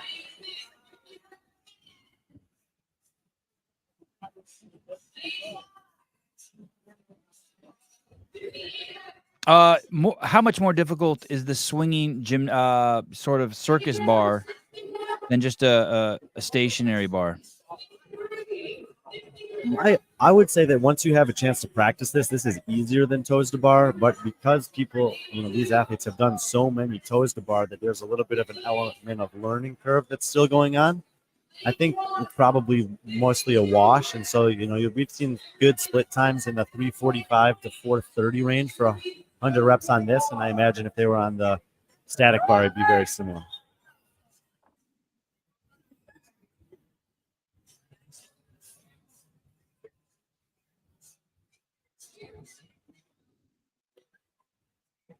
This is a rewritten version of the hundreds chipper from 2011. Several heats of it were aired earlier today for the women, the Masters women, and the Masters men. This is Heat 5 of 6 for the elite men. 100 toes to bar to start. 100 kettlebell snatches with a pair of 35 kettlebells after that. 100 box jump overs at a 24-inch box. That's been the same for every division, male and female today. And then 100 kettlebell squats with the same kettlebells to finish it out. It's a 25-minute time cap. None of these guys are going to need that, barring anything unusual happening. We're just about at the 340 mark, so we can be expecting some of these men to be coming off the rings within the next minute. What's going to be interesting also in the next heat is we're going to see Colton, who's probably one of the most proficient and talented at toes to bar in the CrossFit space, and then also James Sprague, one of the largest athletes in the CrossFit space, also perform the same movement. Bill Leahy, first judge's hand in the air. Last rep for him at the 4:05 mark. He'll step forward to the kettlebells for the first time. Turn and face the camera. Now, the number he's standing on top of is the number of reps he needs to reach in that section before walking forward. So he's going to do 20 reps here. Then he'll step to the 40. Once he gets to 40, he'll progress to the 60. Etc. That exact same pattern will be true for the kettlebell snatches and the box. So the next 200 reps, very clear progression down the floor here at CrossFit Crash. Sebastian Jallis in lane 5, the second man off the toes to bar, and off camera, Marquand Jones about 2 reps following him. We're at the 4:45 mark. Damn, Leahy's movements are clean, man. Daniel Sterling is off the toes to ring. Quentin McQueen with less than 5 reps to go and 1 rep to go for Ty Jenkins. So at the 5-minute mark, all of the men in this heat will be finishing up with the toes to bar. As Jenkins and McQueen make their way towards the kettlebells, Leahy has already finished 20 reps on the snatches. He's the only man in the second section there working his way towards 40 reps. You don't think, Kristen Keller, you don't think that those should have counted? You don't think Leahy's reps are good? They look good to me. And even if his reps, if you're not saying his reps aren't good, if he's not, I'm assuming you mean he's not getting full range of motion at the top. all she's asked him to do, I think, is push the ears in past the arm, is what I'm guessing. That's generally what the movement standard is. And if that's the movement standard, then he is doing it. And then other than that, he looks like he's the most efficient at it. Keeps the flattest back, keeps the most tension in his hamstrings. Look at him relative to the other guys.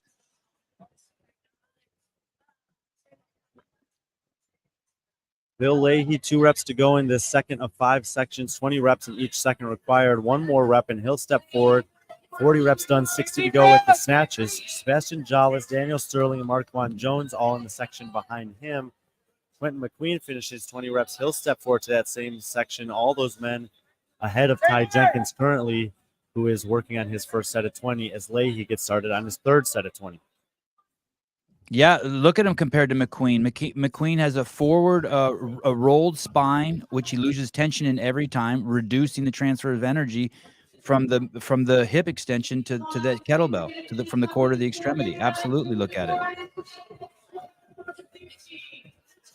And don't get me wrong, yeah, McQueen looks good, but I think the most efficient person at it that I see out there is Leahy. Approaching the 6-minute mark, Jolles and Marquand Jones have moved forward into that third round of 20. They're right next to Leahy now on the floor, but Leahy with less than 5 reps to go in this section, and he's going to step forward after 3 more reps and be the first man in the heat to move into the 4th of 5 sections for the kettlebell snatches. Sets the kettlebells down. He's going to look for a little chalk on the floor. Jolles is working there in the screen in the black shorts. Ty Jenkins behind him in the black T-shirt.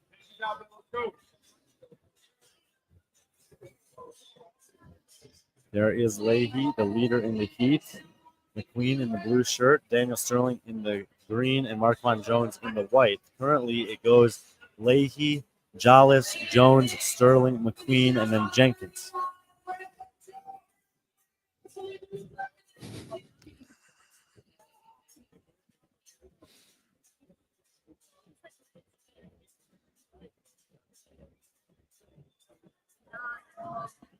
Eight minutes have elapsed on the clock. 20-minute time cap here. 19:02 is the best score in the previous heat. That was Drake Lewis. The first 200 reps and the last 200 reps take a similar amount of time on this one. So if you want to track down that time of 19:02 from Lewis, you're going to need to finish these kettlebell snatches at about the 9:30 mark, assuming you can maintain the same cadence. Leahy with his last snatch in that round, and he has 20 steps remaining, and he's going to chip away at these 20 right away without taking a break. This is a pretty common thing we've seen from athletes. He won't do all 20 here, but he'll probably get between 5 and 10 reps before setting them down.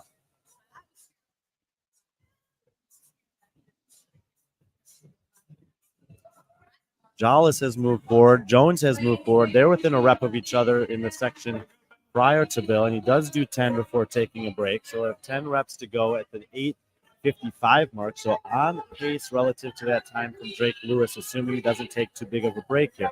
Sterling has stepped forward to the 80 as Jones has passed Jolles and is now in the final quadrant, or quintile, I guess it would be, alongside Leahy. McQueen and Jenkins still working towards 60, a hand up in McQueen's lane as Leahy gets the kettlebells off the ground, and he has 5 reps to go at the 9:20 mark.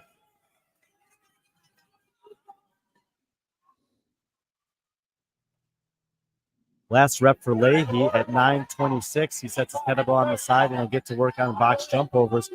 This is a movement that I know Bill Leahy is very good at, and I would expect he's going to take his grips off here, but I would expect that once he gets going, that his cycle rate on these box jump overs is pretty fast relative to most of the athletes. They have to do 20 in each section and then move the box forward in the same sequence that he did with the kettlebell snatches. Marquand Jones, the only other man in the final section of those snatches in that heat. He's off screen on the left. 5 reps to go for Jones as the clock ticks to 10 minutes.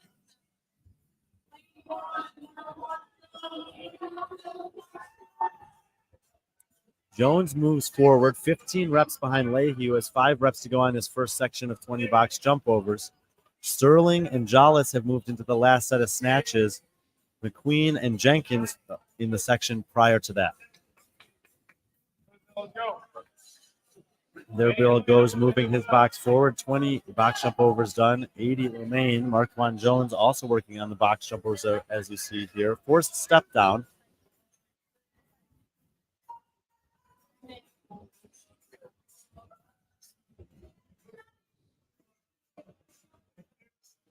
Is that me right there with the camera to the left of Marquand Jones? That's me, like 20 years younger with a tattoo. You see that? It's Avi in 20 years from now.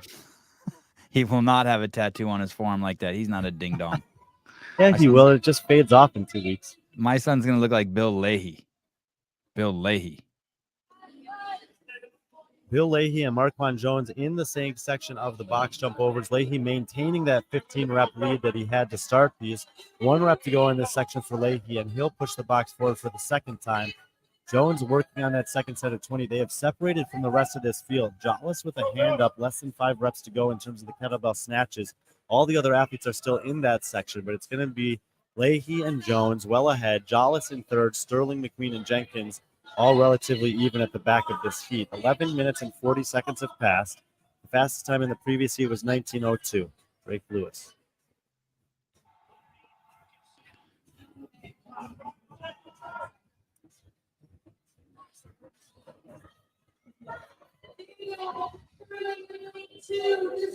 Sorry, I just put on the Vikings Chicago game. I wonder if that's really true that Bajent is coming in.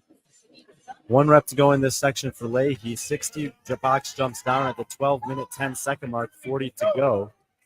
Mentioned that he was on pace to potentially beat Drake Lewis's time and get underneath that 19-minute mark. The top women did have times closer to 18 minutes. Caroline Klutz in the Masters Division, 18:03. Ellie Hiller in the Elite Women's Division, 18:04. 19:02, the fastest time that we currently know of from Drake Lewis in the first 4 heats for the men here. Marquand Jones still about 15 reps behind Leahy. Jollis and Sterling have advanced forward to their box jumps. Jenkins with 5 reps to go on the snatches. McQueen now at the back of the pack.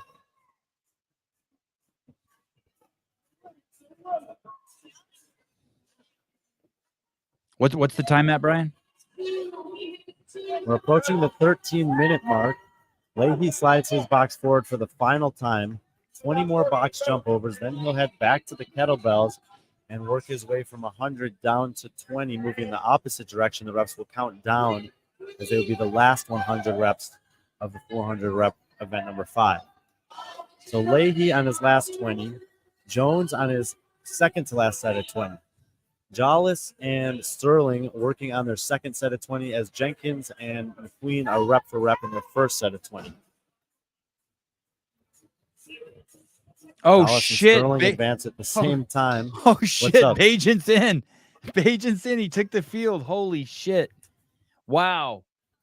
Jones pushes his box into the last section. Hand up in the air for Leahy. So Leahy had a 15 rep lead on Jones, and they've been at basically the exact same cadence this entire time. He's going to finish with 1 more rep, and that will be 13:55 on the clock for Leahy. Jones should have about 15 reps remaining. Jollis and Sterling going rep for rep. Jenkins and McQueen going rep for rep. Leahy gets the kettlebells up on his back, using the back surface of the back to support most of that weight.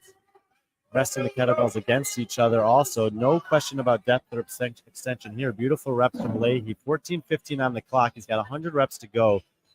4 minutes is very doable for this part of this event. If he does that, he'll be in that 8:15 range, which would put him well ahead of Drake Lewis and close to the top times we saw from any women earlier in the week. I mentioned that this should be a very good event for him, and so far it has been. 5 reps to go as Jones picks him up, so still 15 reps between these two. No separation really happened on the box jump overs. We'll see what happens on the squats. Leahy finishes 20 and steps forward as Jones is cranking away in the background there in the gray t-shirt and black shorts in lane number 1. On the box, we still have Jollis and Sterling duking it out with about 30 reps to go. McQueen has fallen off the pace relative to Jenkins. Jenkins is in the third section of 20. McQueen just now advancing his box to that section. 15:15 on the clock. 19:02 was Drake Lewis's time in the previous heat. Jones steps forward and glances to the side, looks at Leahy, trying to read the body language. Marquand Jones, the oldest competitor in the men's elite field at 33 years old. A ton of experience, having competed at the games and the semifinals, many offseason competitions under his belt. Yeah, there we go. Nice work, Hiller. Wow, Marquand's made up some time, huh? Not really. They're still about 15 reps apart. They have been since they started the box jump overs. These two men have been very consistent in terms of their cadence relative to each other on the back half of this one. Leahy pulled ahead on the toes to bar and stayed there. Jones has looked very good, but Leahy just a little bit better in the first half of this one. Jollis has now moved to the kettlebells. He's passed Sterling. Jenkins has passed McQueen. So it goes Leahy, Jones, Jollis, Sterling, Jenkins, McQueen in heat 5 of 6 for the men. This is event 5 of 7. Events 6 and 7 will come up later today for the men. Every other division has already finished those. 200 points will still be on the table, so huge point implications remain. We're at the 16:30 mark. 40 reps to go for Leahy. Does not want to set these kettlebells down. Jones is lurking. He's still about 15 reps behind. Deliberate cadence to his tempo here for Leahy. Great movement quality. Sterling has advanced to the kettlebells, as you see in the green back there. He and Jollis are working on the first set of 20. What's the time right now? 17 minutes exactly. Jollis stepped forward for the first time with the squats. Jones has stepped forward and is now in the same section as Leahy. And right on cue, the judge's hand goes up for Leahy. So still exactly 15 reps separating Leahy and Jones. It's been like that for almost 200 consecutive reps. The time to beat that we know right now is Lewis at 19:02. It does look like William Leahy will be the leader. It's going to be by a lot. We're at 17:30. He has less than 20 reps to go. I don't think he has any intention of setting these down at this point. And fans in the crowd here giving Leahy some support, encouraging him, motivating him. We know that no matter how fast or slow you are on this event hurts for everybody just the same. 17:50 on the clock as Jones steps forward. Should be seeing a hand in the air very shortly. There it is. 5 reps to go for Leahy. 18 minutes on the clock. So this is going to be about a minute faster than Drake Lewis's time. Very close to the top female time. 18:06. 18:06. Mark it down for Bill Leahy. And unlike everyone else who collapsed on the floor, he does once again the walk-off maneuver, and we'll see him later on for the finale, I guess. 5 reps to go for Marquand Jones. Off camera on the right. Jones is close to finishing this up under 19 minutes again. We'll see if we can get a camera over there. And Jones is done at 18:30. Apologize for not getting that one on camera. That's my fault. Great performance for Marquand Jones. Only to be outdone by Bill Leahy. Bill Leahy has come back to sign the scorecard with the judge. The rest of the men are now working on the squats. Jollis had the lead over Sterling, about 60 reps to go. These guys can still put up very competitive scores. Those are just phenomenal performances from Leahy and Jones. Sterling has passed Jollis now. They've been battling back and forth throughout this entire 20 minutes. 19:02 just passed, so Drake Lewis's time from the previous heat and Brandon Smith time of 19:18 are about to pass by as well. Less than 40 reps to go for Sterling, exactly 40 reps to go for Jollis, 60 reps to go for Jenkins. McQueen working on his second set of 20. Time? 19:30 on the clock. 25-minute time cap. None of these guys are going to need it, but with the biggest division we have here, 33 total men competing, you want to be on the better side of the middle score relative to the entire field. 20 reps to go for Sterling. Sterling in the green shirt there. McQueen in the orange shorts behind him is trailing the rest in the heat. Jollis in the t-shirt on the left, the gray t-shirt. About 10 reps behind Sterling. And Jenkins on the far side of the screen was the lead, the back of the pack early. He's already caught McQueen. He's chipping away as he steps forward next to Jollis. Sterling has the kettlebells up, and he's working his last 20. Good job, Bill.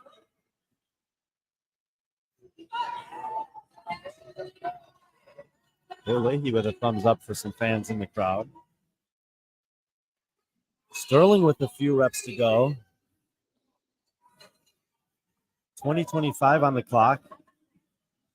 Not sure how many reps he has till the end. Very clear. There it is. 20:30 for Sterling. 20:30 for Daniel Sterling.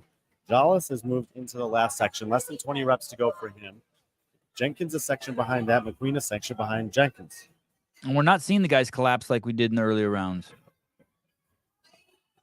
Sterling is on the ground off.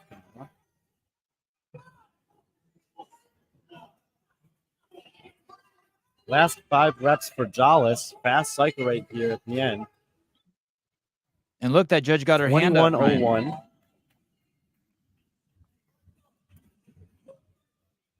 Jenkins in his last section, he's putting the pedal to the metal here at the end of event number 5. 2 reps to go for Jenkins. A great finish to this event for him. 21:16. Great performance there in the back half by Ty Jenkins. That leaves Jenkins. Quentin McQueen on the floor. He has 40 reps to go. We're at the 21:30 mark.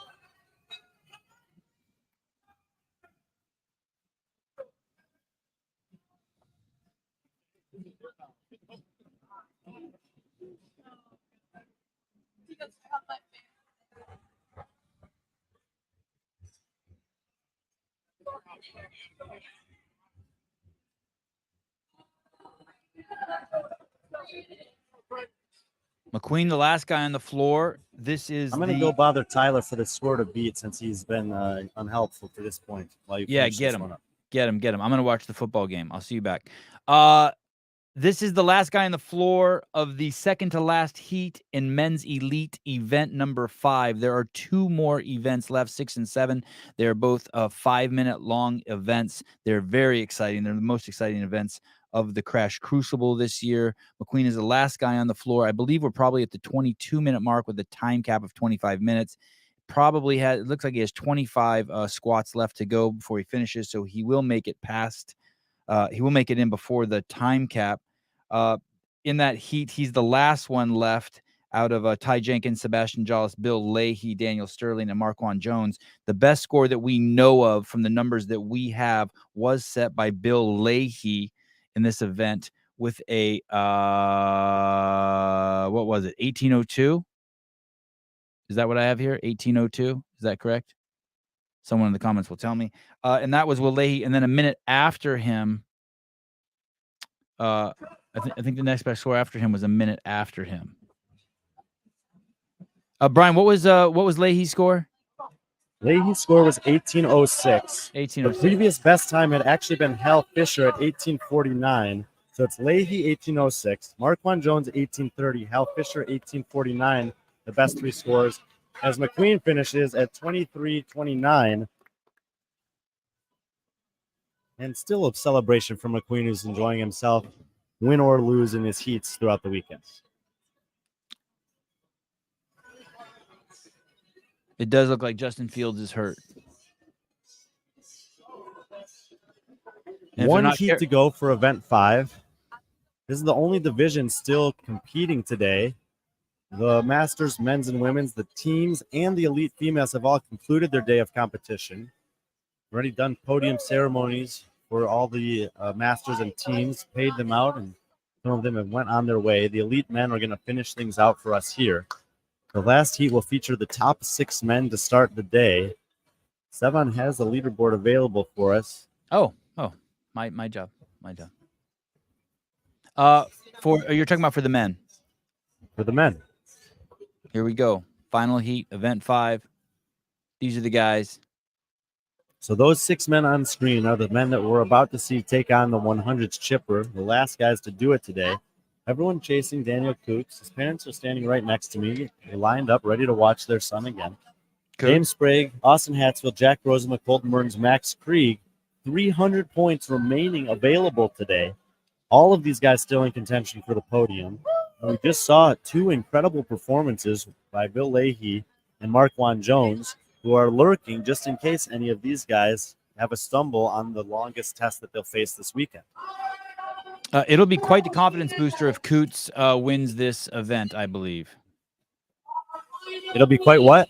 Quite the confidence booster for Coots if he wins this event. As far as the lanes are concerned. Not this event. This competition. Sorry, I meant this competition. Oh, yeah, absolutely. I mean, you got 18th fittest man on earth, Colton Mertens in this field, 25th fittest man on earth, James Sprague in this field. You have Jack Roseman, Austin Hatfield, Max Krieg, who all barely missed making it to the games this year in their own regards. And those are the people that he's in this heat with. So a win for the competition would be amazing. The fact that he's leading all of them after 2 days of competition is already an impressive feat in its own regard. James Sprague blowing kisses to the camera as he gets ready to take on event number 5. Johnny, I am not sick of this shit. It's just that I turned on the football game and I'm just completely torn because I want to watch Tyson Bagent, frequent guest of the show, play as he takes the field for the first time in the NFL. And I do think Zach Jones, I do think Mertens is going to crush this. And I am very excited to see him run through this.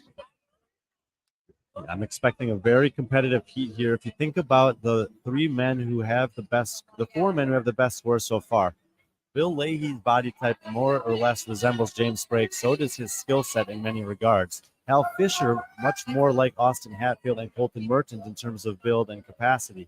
The range of motion should, in theory, be favorable when you have all those kettlebell movements, but we've seen men of a variety of different stature do well on this event, and basically, as you asked when we first started covering the men, it comes down to your base capacity. And let's not forget about Irving Hernandez, who also did quite well at this event. At 5'3". Left to right on the screen, Max Krieg is in lane 6, no shirt, black shorts. Next to him, also no shirt and black shorts, is Jack Rosema. Krieg with the white shoes and Rosema with the black. In the blue shorts, middle of the floor, is James Sprague. Your overall leader on the right of him is, I guess the fact that I say they don't have a shirt on is not helpful at all. Daniel Coots is to the right of Sprague. To the right of that in the green shorts is Hatfield, and farthest away from us is Colton Mertens. All the guys have their shirts off. You're right. Well, at least you started off with the right idea. Hey, every single snap has been horrible for Tyson. Horrible. The fuck is going on over here? 400 reps in this workout. It's a rewritten up the ante version of the 100 stripper way back from 2011. Starting on the trapeze bar for toes to bar. Talked about this implement a bunch. It's very similar to a toes to ring. Can't re-grip it very well. You just kind of let the legs fall and then have the core kind of snap you back up. Jack Rosema in a very good rhythm in lane number 5. Need to get to 100 reps here. Then they'll move to the kettlebells. Pair of 35-pound kettlebells for 100 hang snatches. 100 box jump overs at a 24-inch box. And finally, 100 kettlebell squats with the same weights to finish things out. 25-minute time cap. Bill Leahy in the previous heat, 18:06, the fastest time we've seen from any man today. Very close to the best women's times of 18:03 and 18:04 from Caroline Klutz and Ellie Hillard. I like the way you make it sound. Just let the legs drop and snap back. I like that. How many times has Colton come off the bar yet? I'm not sure, actually. In an interview we did with him, he obviously wasn't this trapeze bar, but I think he said something about doing 70 maybe unbroken in his past at some point. He is off the bar now. We're at about the 2-minute mark. Leahy finished these 100 toes to bar underneath 4 minutes. Expect at least a couple of these guys to do something similar to that.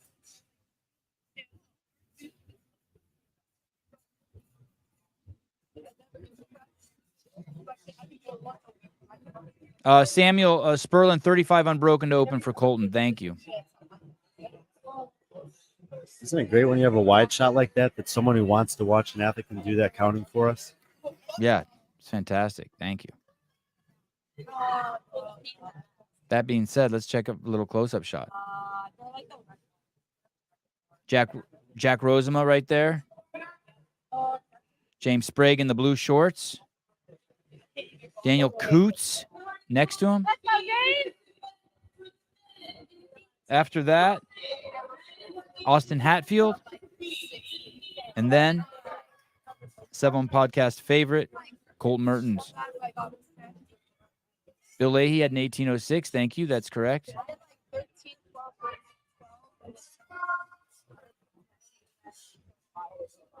Three minutes, 25 seconds on the clock. Likely that we'll see the first men coming off the bar in about 30 seconds.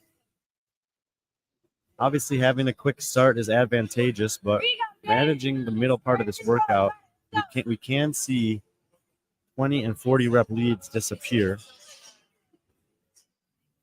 Quentin McQueen giving feedback to JR live on the Sevan Podcast. Quote, that was fucking gross. No hands in the area. We're at the 3:55 mark, so all of these men slower on the toes to bar than Bill Leahy was. First hand up in the air is for Jack Rosema in lane number 5. And Rosema will come off the bar at the 4:10 mark. Mertens with a hand up, and his last rep is in the book at the 4:17 mark. Hatfield 1 second behind him. Rosema, Mertens, Hatfield, about 20 seconds behind the early pace from Leahy in the previous heat. Daniel Coots is now done at the 4:30 mark, leaving Sprague and Krieg alone on the trapeze bar. Hatfield at a much faster cycle rate than Mertens. Probably 1.5 to 1. Max Krieg finishing up his toes to bar. So James Sprague will be the last athlete in the seat on the toes to bar. He's got 5 to go. We're at the 4:50 mark. In the previous heat, everyone was done by 5 minutes. And in this heat, that's also going to be true as Sprague drops off the bar at 4:57. He doesn't look concerned. Composure in terms of breathing, no signs of fatigue there. But textbook, as predicted. Colton off first, Sprague off last. And both Coots and Sprague had gotten a no rep on their first rep. These are hang snatches. So every time you pick it up, you must establish the hang position. Can't just go from ground to overhead on that first rep of any set. Rosema, Hatfield, and Mertens all step forward within a few seconds of each other. Coots about 5 reps behind them. Sprague and Krieg still working on their opening set of 20.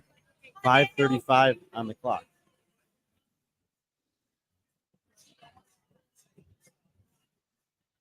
In synchronicity, Sprague, Coots, Hatfield, Mertens. Sprague down for the second time.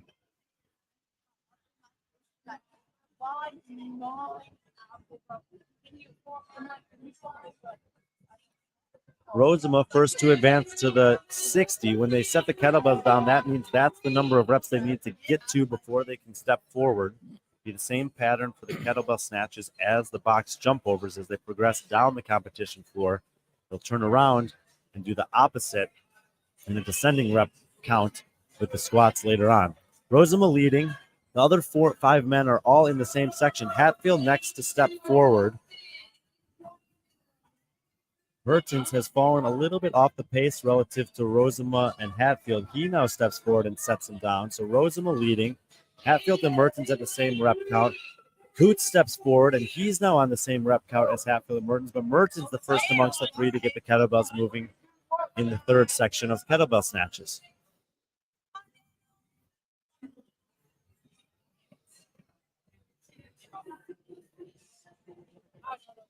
Rosema steps forward again, continues to lead. Then it's Mertens, Hatfield, and Coots all within a rep of each other. Krieg now steps forward into that box on the right side of your screen. James Sprague with a hand in his air, 5 reps behind Max Krieg. Just past the 7-minute mark on the clock, 25-minute time cap. Bill Leahy with the best time we've seen so far for the men, 18:06.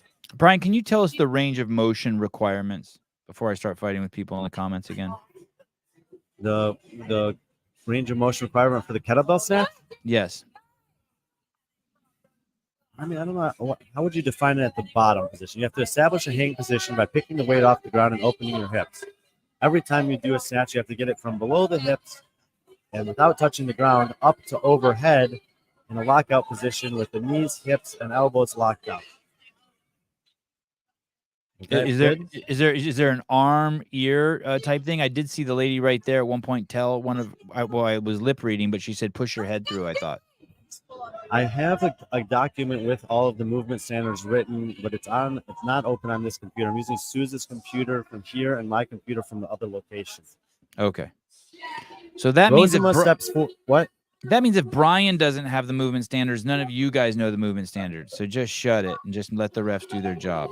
Thank you. Go ahead, Brian. Proceed. The movement standards on the field of play are that you must satisfy what the judge is asking you to do. The judges at CrossFit Crash have all been learning over the last 4 years and are my opinion, amongst the best judging group that I've seen at any competition I've been to.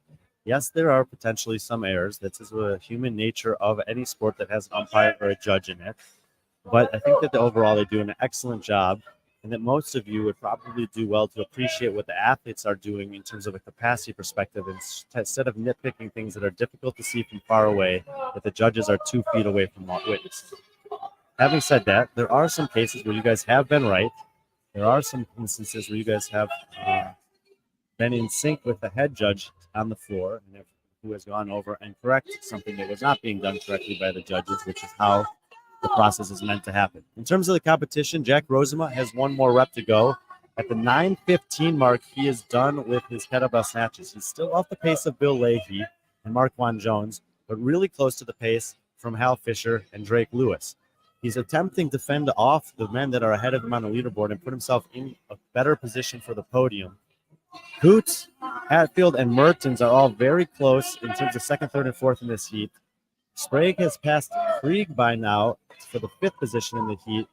Max Krieg, the only man still working on his rep up toward 80, and now he steps forward into the final section of the kettlebell snatch.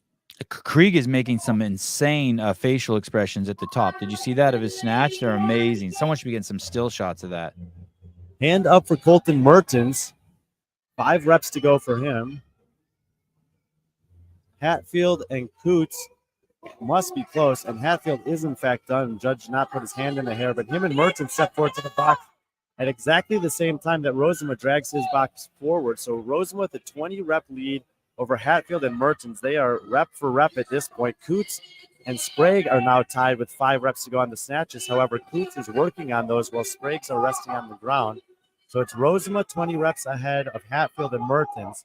Coots now with a 2-rep lead over Sprague. Sprague has closed a gap relative to the field after being well behind on the toes to bar. He'll step forward for the box jump overs now, and very much like I thought with Bill Leahy, this should be a good movement for Sprague. Look at how easy those box jump overs are for him. And by the way, Colton Hatfield has taken his foot off the gas. Colton was doing about 6 reps for every 5 of his, and then it dropped down even more. I think Colton is doing probably 4 for every 2 Hatfield was or is. Rosema into the 3rd round of 20. Mertens and Hatfield into the 2nd round of 20. Mertens has a couple rep advantage over Hatfield. Coots and Sprague going rep for rep in the 1st round. Sprague now overtaking Coots. So he's already caught Krieg, who's also on the box jump overs. Now he's caught Coots, and I believe he will have Hatfield and Mertens in his sights next. I do think there's a chance for Sprague to catch them a little bit on the box. But with 100 squats looming and James being a full foot taller than Colton Mertens, the range of motion is probably in Colton's advantage at the back quarter of this event. What's the time, Brian? 11:45 on the clock. 40 reps remaining on the box jump overs for Rosema. He still looks very good, very much in control. Cadence is very similar. Very impressive performance here from Rosa. I want to start things on day 3 of competition. 12 minutes on the clock now. James Sprague continuing to close the gap on Mertens and Hatfield, extending his lead now ahead of Coots and Krieg. So it's Rosema, Mertens, Hatfield, Sprague, leaving Coots and Krieg at the back of the pack. Coots coming in as the overall leader in the competition and watching the 4 men closest to him on the leaderboard pull away here in the 3rd of 4 movements in the 5th of 7 events at CrossFit Crucible 2023.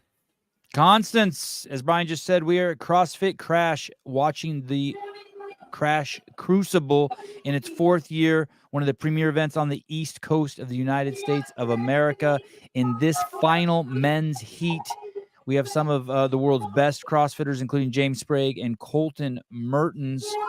In the previous heat, we had Ty Jenkins, the CrossFit Games teen winner, 16 and 17-year-old. A very, very tight competition. It's a perfect time for you to tune in, Constance, as we are going to have a very close race. There are 2 events left after this, event 5, and they are short sprints. It's a 5-minute workout, 2-minute break, 5-minute workout, 200 points available. It is heating up. If you're tuning in now, it's the perfect time to join the Crash Crucible. 13:20 on the clock. 3 reps to go for Rosema on the box jump overs. He'll still have 100 kettlebell squats with a pair of 35 kettlebells to do. In terms of the best time we've seen so far, it's Bill Leahy at 18:06. Bill Leahy did those in about 3 minutes and 40 seconds. 3 minutes and 40 seconds from now puts us 5 seconds behind Bill Leahy's time. Leahy much taller than Rosema. If Rosema has the advantage on this, Colton Mertens is now stepping up. And speaking of having an advantage in terms of range of motion, Colton Mertens is in this to potentially track down not just Rosema, but also Leahy's time from the previous heat.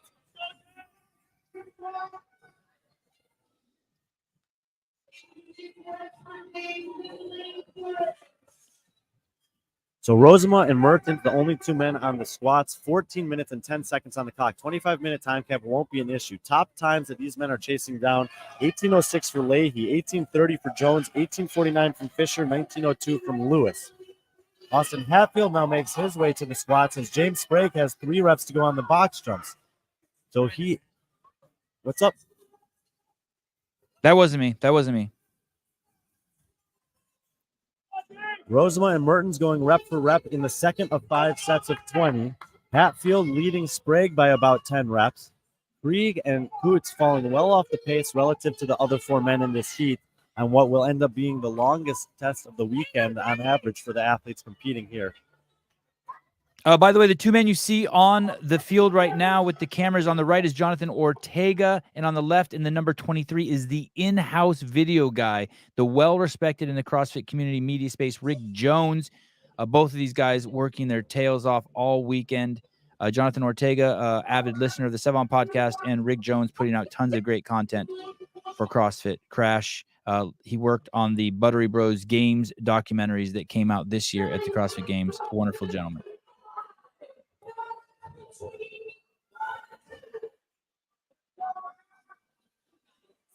Mertens has overtaken Rosema. He steps forward with 40 reps remaining at the 15:30 mark. He's got about an 8-rep lead on Rosema. Hatfield steps forward. He's now in the same quadrant as him, even though he's about 12 reps behind. Rosema glancing to his left. I think he's realizing that Mertens is going to pull away with this one. The question for Mertens will be if he can get these done faster than Leahy. It's looking like the answer to that is probably going to be yes. He was off the pace early, but he's been so fast on the box and the squats. 16 minutes on the clock, so he still has 2 minutes until Leahy's time, and he only has 20 squats to go. The cycle rate of these squats for Mertens is insane. Has he stopped at all when he steps forward? Has he put those bells down at all? No, he doesn't know what that word means. 16:20 on the clock. Now, the performance-based scoring is something that you guys are well aware of. 18:06 is the previous time. 4 reps to go for Mertens. He's going to obliterate that score and rework the whole scoring system. 16:32 for Mertens. This is huge in terms of not just podium, but potentially winning today. Rosema steps forward. He has 20 reps to go. Hold on to that question, Sevy. Hatfield steps forward. He's within 2 reps of Rosema. 16:45 on the clock. There's still 1 minute and 20 seconds ahead of Leahy's split. Leahy was ahead of them at the halfway mark, but the back half performance from Mertens and Hatfield and Rosema has been incredibly impressive. 17 minutes has passed. A few reps to go for each of these men. I know that Hatfield's judge won't put his hand in the air. Rosema's judge is. 2 reps to go for Rosema. And they lock it out. I'm going to give it to Hatfield by 1 second. Hatfield's judge didn't put his hand up. 17 for Rosema. I think you're right. It is a Hatfield win. Now, James Sprague is actually doing incredibly well on the back half of this workout in his own regard. We're at the 17:30 mark. He can still come underneath Leahy's time. He has to grind, though. You have to be aware of the performance scoring system here. You saw other guys finish, but the guy who was ahead of him, Coots, is 60 reps behind him. 6 reps to go. Now 5 reps to go for Sprague. 17:48 on the clock. He's going to beat Leahy on this one. And the closer he can stay to those guys ahead of him, the better for him. He's likely going to carry the lead. 17:55 for James Sprague will likely be the leader, although... Where's Daniel Coots? That's where we know. The leader, Daniel Coots. Wow, James did what he had to do. James was in second place going into this. This is going to push him into either first place or second place as him and Austin Hatfield and Jack Rosema are going to skyrocket up the leaderboard. Bill Leahy's time of 18:06 has passed, so 4 men in this heat beat him. 5th best scored. Marquand Jones's time of 18:30 is going to hold up as the 5th best time we've seen. Hal Fisher's 18:49 will be the 4th best time. Boots and Krieg are still in the third of 5 20-rep segments on their squats. This is 2 going to reps in hurt the section Coots, remaining Brian. for Coots. This is going to hurt Coots, Brian, a lot. Oh, yeah, he's going to take a massive hit on this one. Krieg as well. Hatfield and Sprague. Rosema showing some love off camera. What a great performance by the men in the final heat here. All 4 of those guys faster than any of the previous times from the women either. And we talked about earlier today how the kettlebell weights seem to make a difference in the Masters men relative to the women. While the elite men had a different story to write as they end up at the top 4 times amongst anyone on the 100s chipper. When this heat finishes, we will be dropping off and starting a new stream. And you don't want to miss that. It is going to be a fiery final round. 19:30 on the clock. Anything under 20 minutes, I would consider a great performance on this. Boots with 23 reps to go, so he's likely not going to get that. However, there are, as we know from throughout the weekend with the performance scoring, there's a lot of point implications that can matter, and the closer you can hang to the middle of the pack, the better.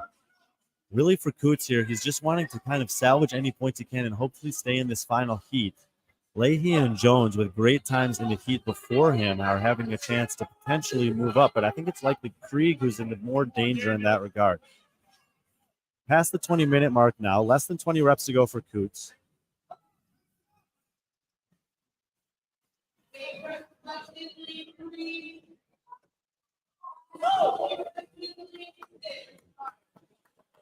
For those just joining, Colton Mertens finished 44 seconds ahead of Hatfield, 45 seconds ahead of Rosema. They were the top 3 in the event and also in this heat. And 20:29 for Coots. Not a bad score. 1 second better than Daniel Sterling from the previous heat. He was also faster than Jollis and Jenkins and McQueen. That leaves Max Krieg on the floor. 20 reps or less to go for Krieg.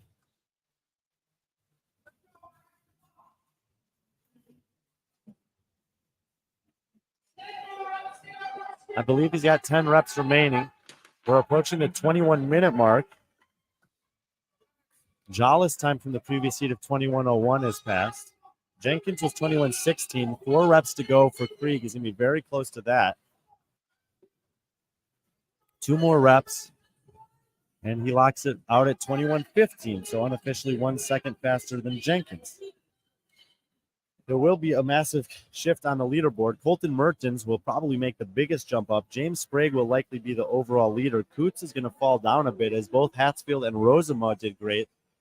All of those guys will still be in contention for podium positions because 200 of the total 700 points remain, and 12 minutes will be all the amount of time that we'll have in terms of competition for each heat to decipher what ends up happening in terms of the podium spots.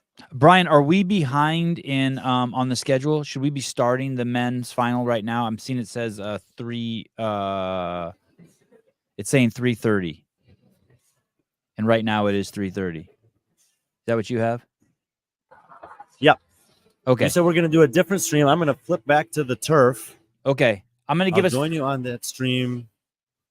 I would prefer to start as soon as possible. I feel great and am happy to call every heat. Okay, cool. I just need to take a bathroom break. Let me end this stream, and then I'll fire the new one up and send out links right now. Thank you, everyone, for tuning in. You do not want to miss it. Brian, that's all we have remaining, right? We just have 6 men's events, 6 and 7, 5 or 6 heats in a row, and it is quick, and it's going to be firing. The leaderboard is going to be all over the place. We'll come back to you guys in 2 minutes on a new stream. We'll brief you guys on the leaderboard, and we'll get banging. Bye-bye.